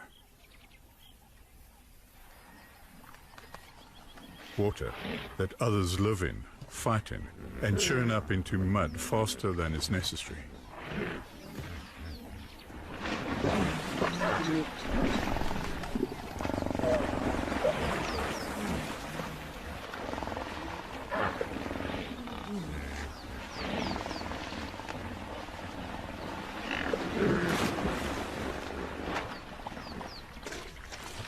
This pressure on resources sets the elephants off again in search of clean water, and behind them the land is left to rest. At these fringes, those that can move have an advantage.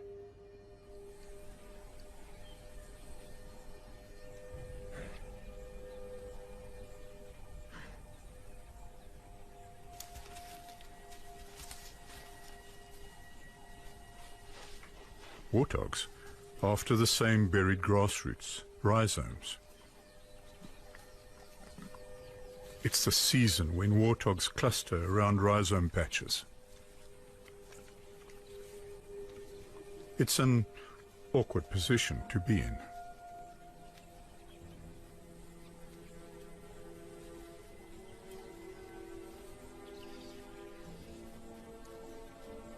Lionesses have to hunt whatever prey is in their territory.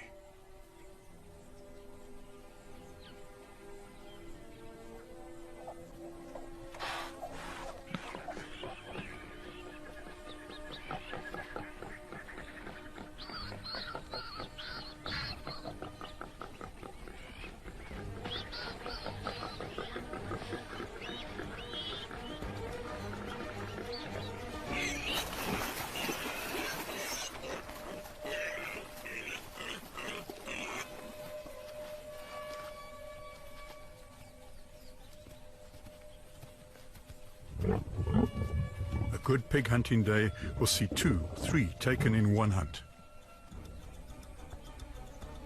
They can hide, but they shouldn't run.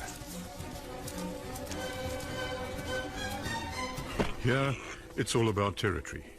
Warthogs will feed the lionesses until the rains.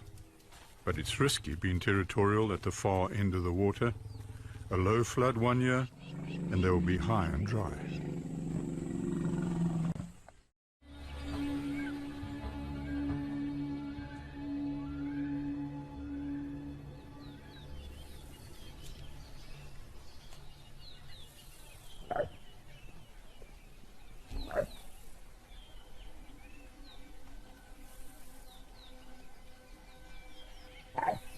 Poderoso has been hunting.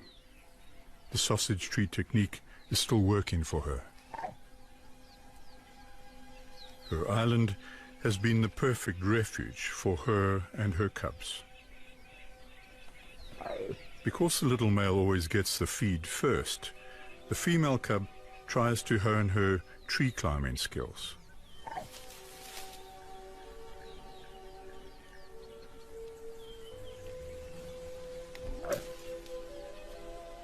She doesn't quite have the hang of it yet.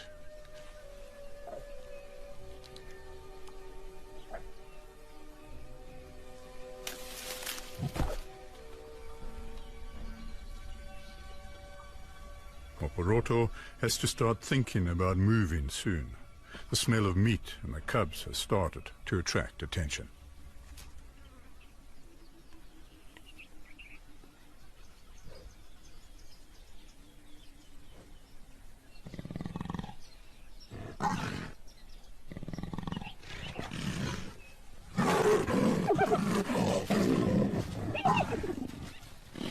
It's a stolen meal. Next time, it might be a cub.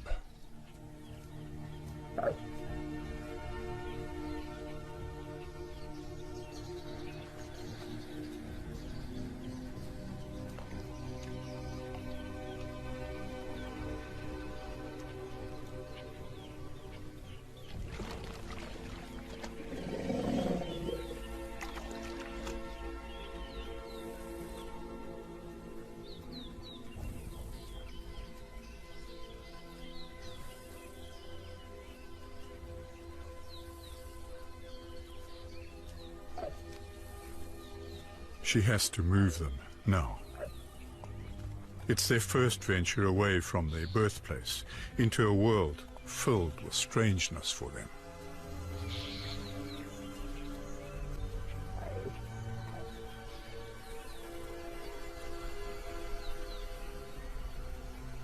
The open grassland is very risky for a leopard with cubs. For Poderoso, there's just something about the way the vultures are circling. Something definitely worth looking into.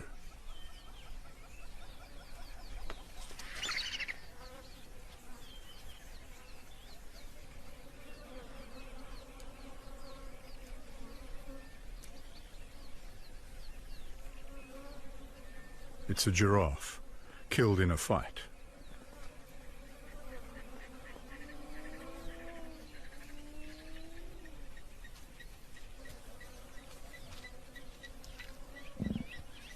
Out here, there are no free meals the hyenas aren't already aware of.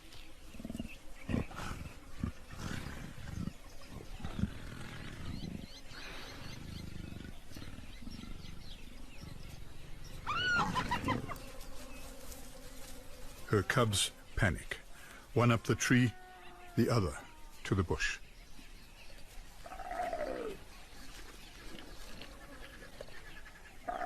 He is safe. Now she has a problem, and it's largely one of communication. She somehow tells him to stay in the tree, but tries to encourage the little female back from the bushes.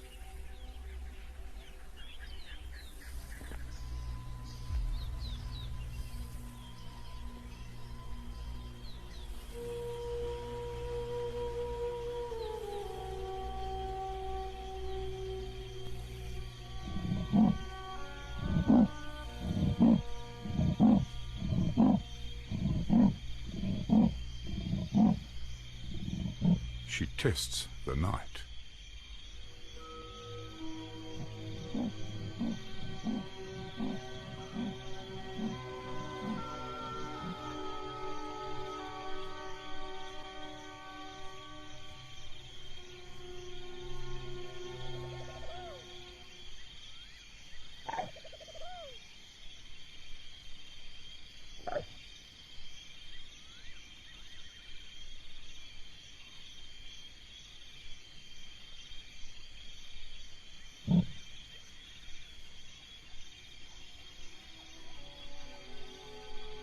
Her tree climbing lessons paid off. The lost little female is found.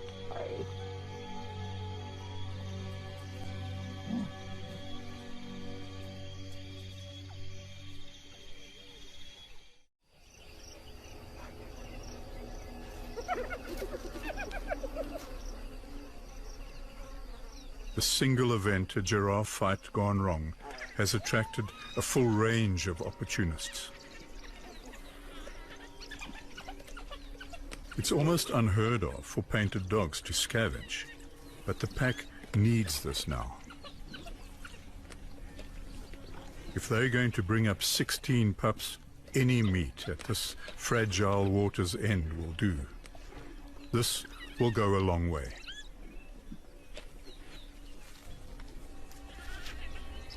But vultures will just attract other scavengers now, and the real danger to dogs is lions. So it's tense around the carcass, especially for the stranded leopard cub.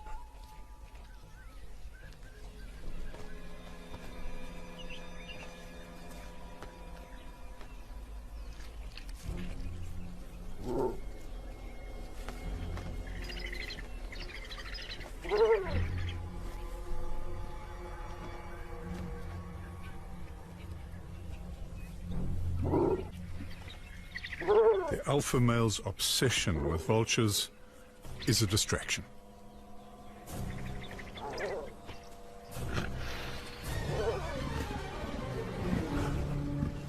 It's Moporoto, all a hiss with fury, way outnumbered, but with the confidence of a lion.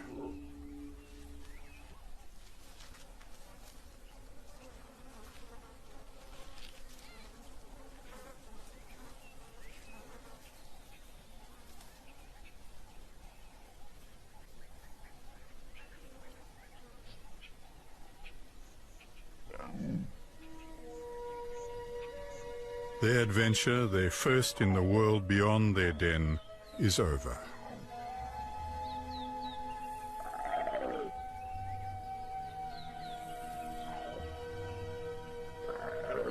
It takes a little coaxing, but he finally understands that she feels it's safe to come down. Backwards is fine too.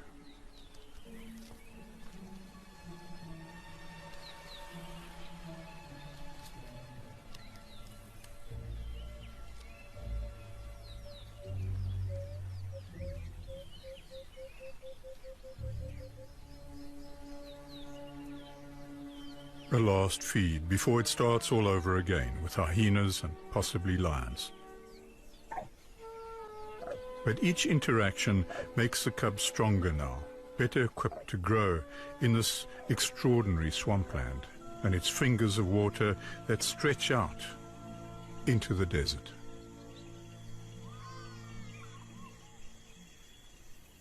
The further away from permanent water the herds go, the more closely followed they are by nomadic lions. Desperate hunters without the restriction of territories.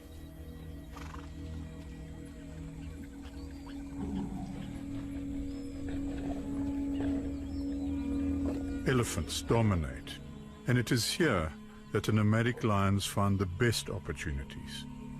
They understand that someone's desperation is their hope.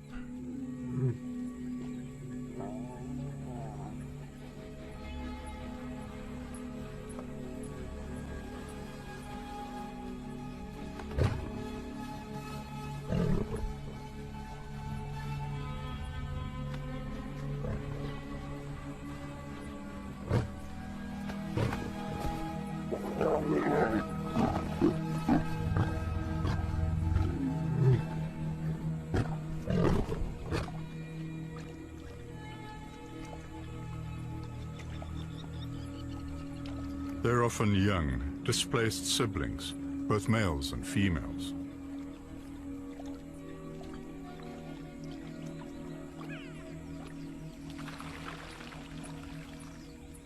Now these nomads must form even stronger bonds as they move into the unknown thirstland.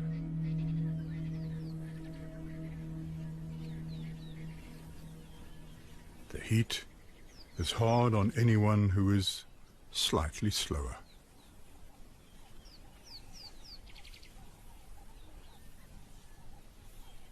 She was asleep at her den when the nomads found her.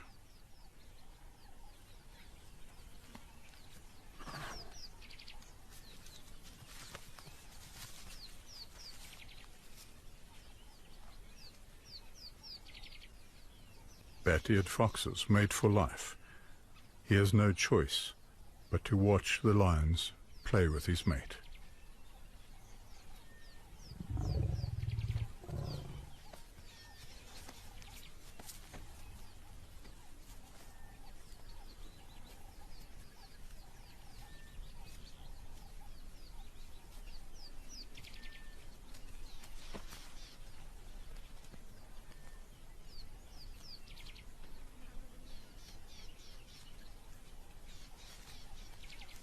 He'll have to raise the family alone now and be the lookout for all of them.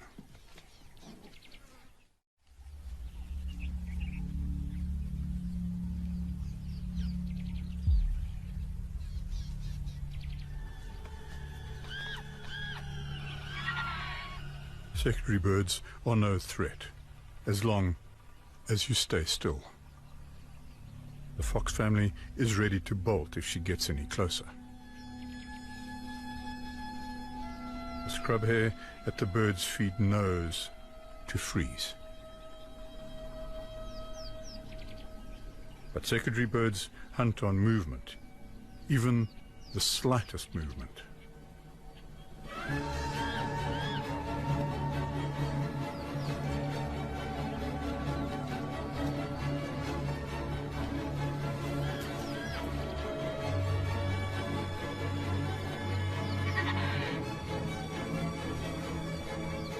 It takes nerves of steel to wait it out. He just didn't have them.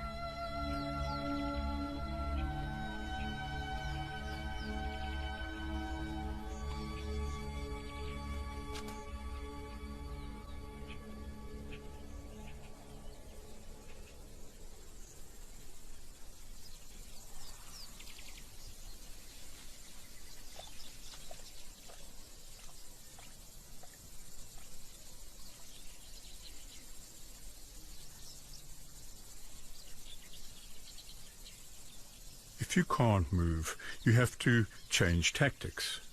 There are very few that can survive for long beyond the water. Tragedy follows any misstep out here.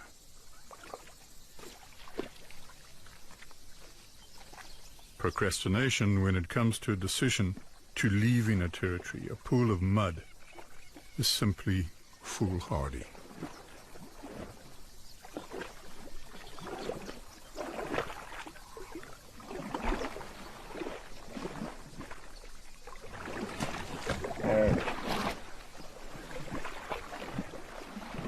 But some just get caught out.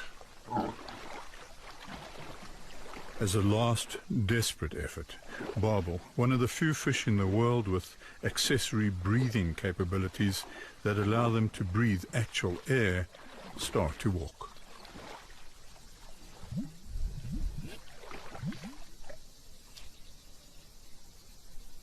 Some burrow into the mud and slow their metabolisms right down to barely a heartbeat, waiting for the rains. If they get it wrong, they're on the top layer and simply bake.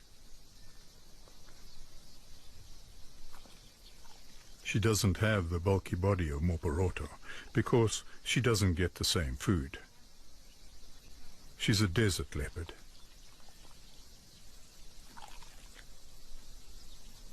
But the wily leopard living on the edge has a talent for finding the impossible.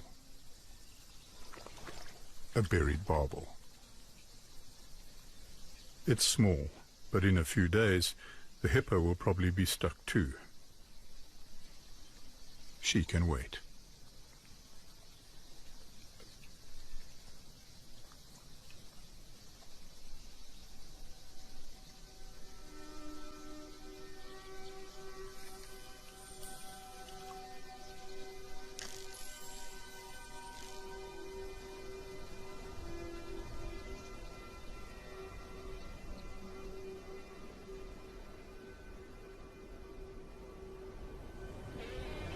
starts with the most gentle of breezes, dusting the scorched sands.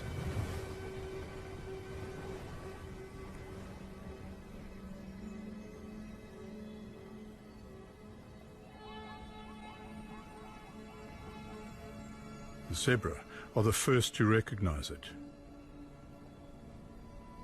Comes from out there.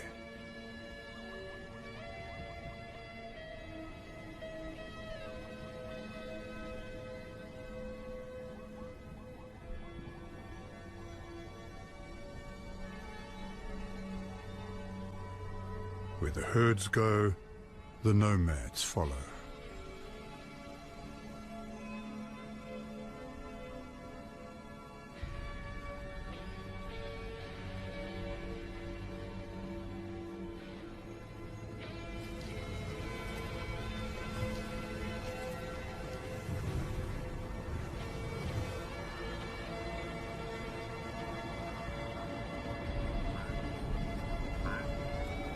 Movement.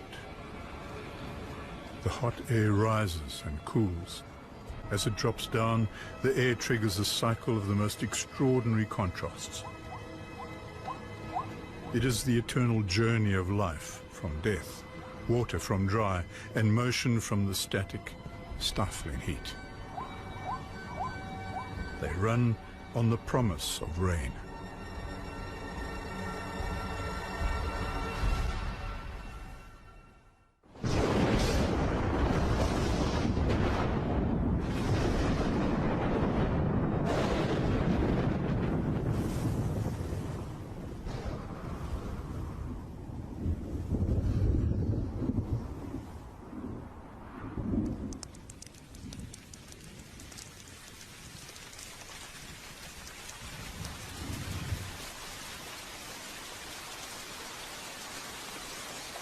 Within days, nearly 5,000 kilometers of flat thirstland is transformed by just a few millimeters of sheet rainwater.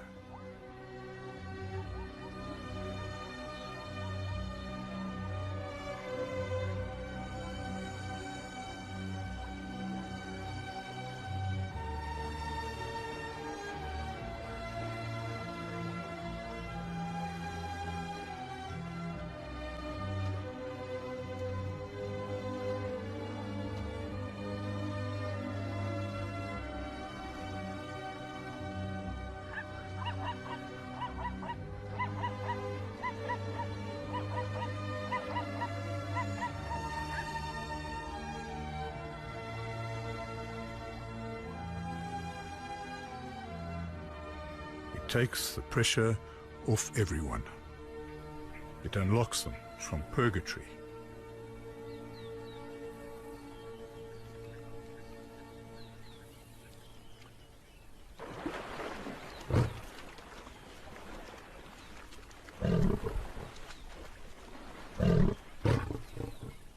It releases the nomads to spend energy playing again.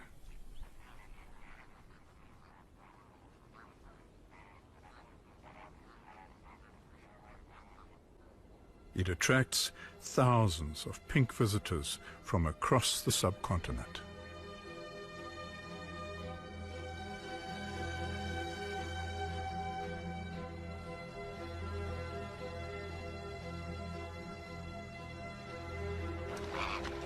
The arrival of the flamingos is all about sodium chloride, basic salt.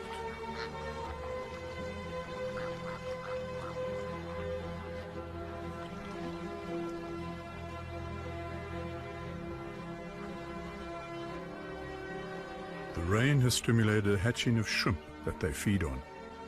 The sheet water gives them the safety and an early warning against being ambushed.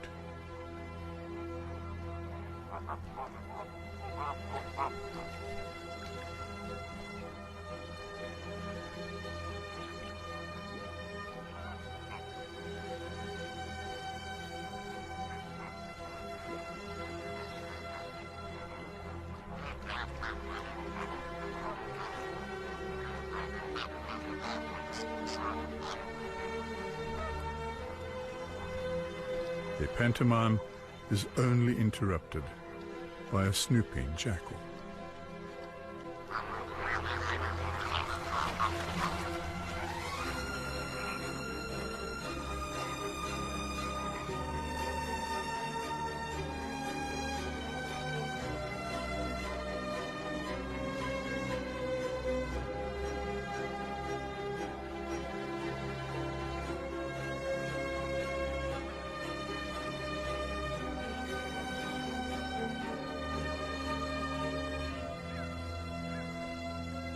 He's heading somewhere else anyway. The smell of blood on the wind.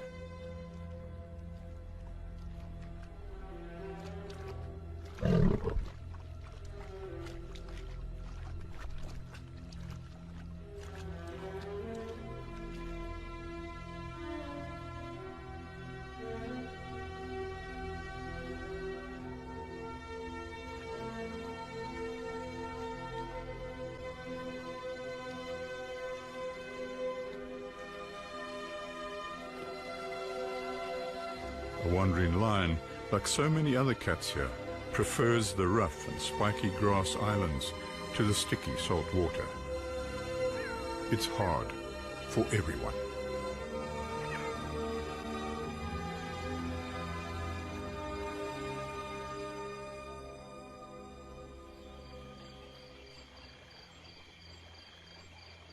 Full moon in the salt pans is a kaleidoscope of night light dancing off the white salty sands below the water.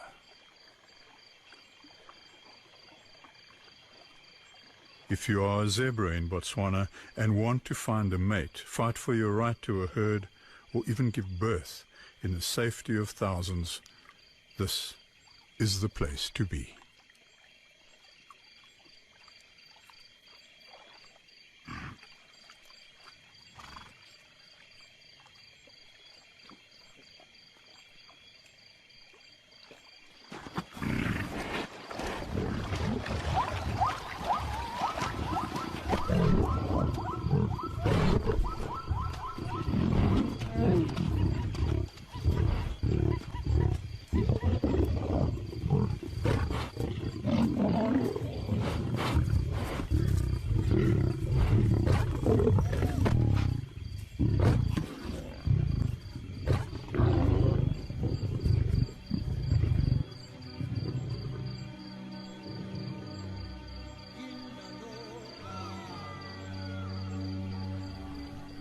To really understand the Okavango is to know that this precious water takes half a year to reach the full extent of its range.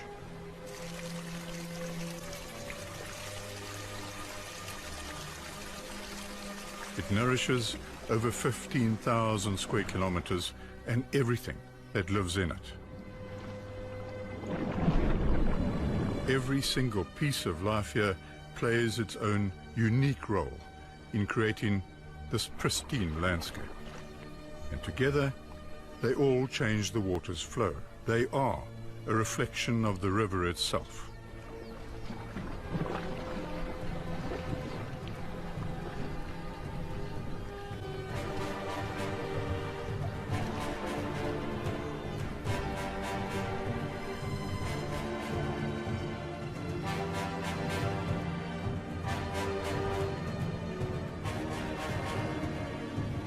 It is one of the last places on Earth where giants can still roam unmolested.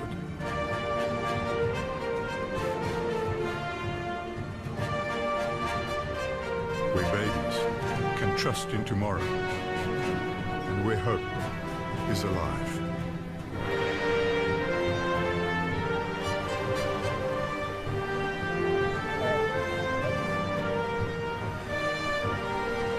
It is a jewel, but its future is entirely in our hands.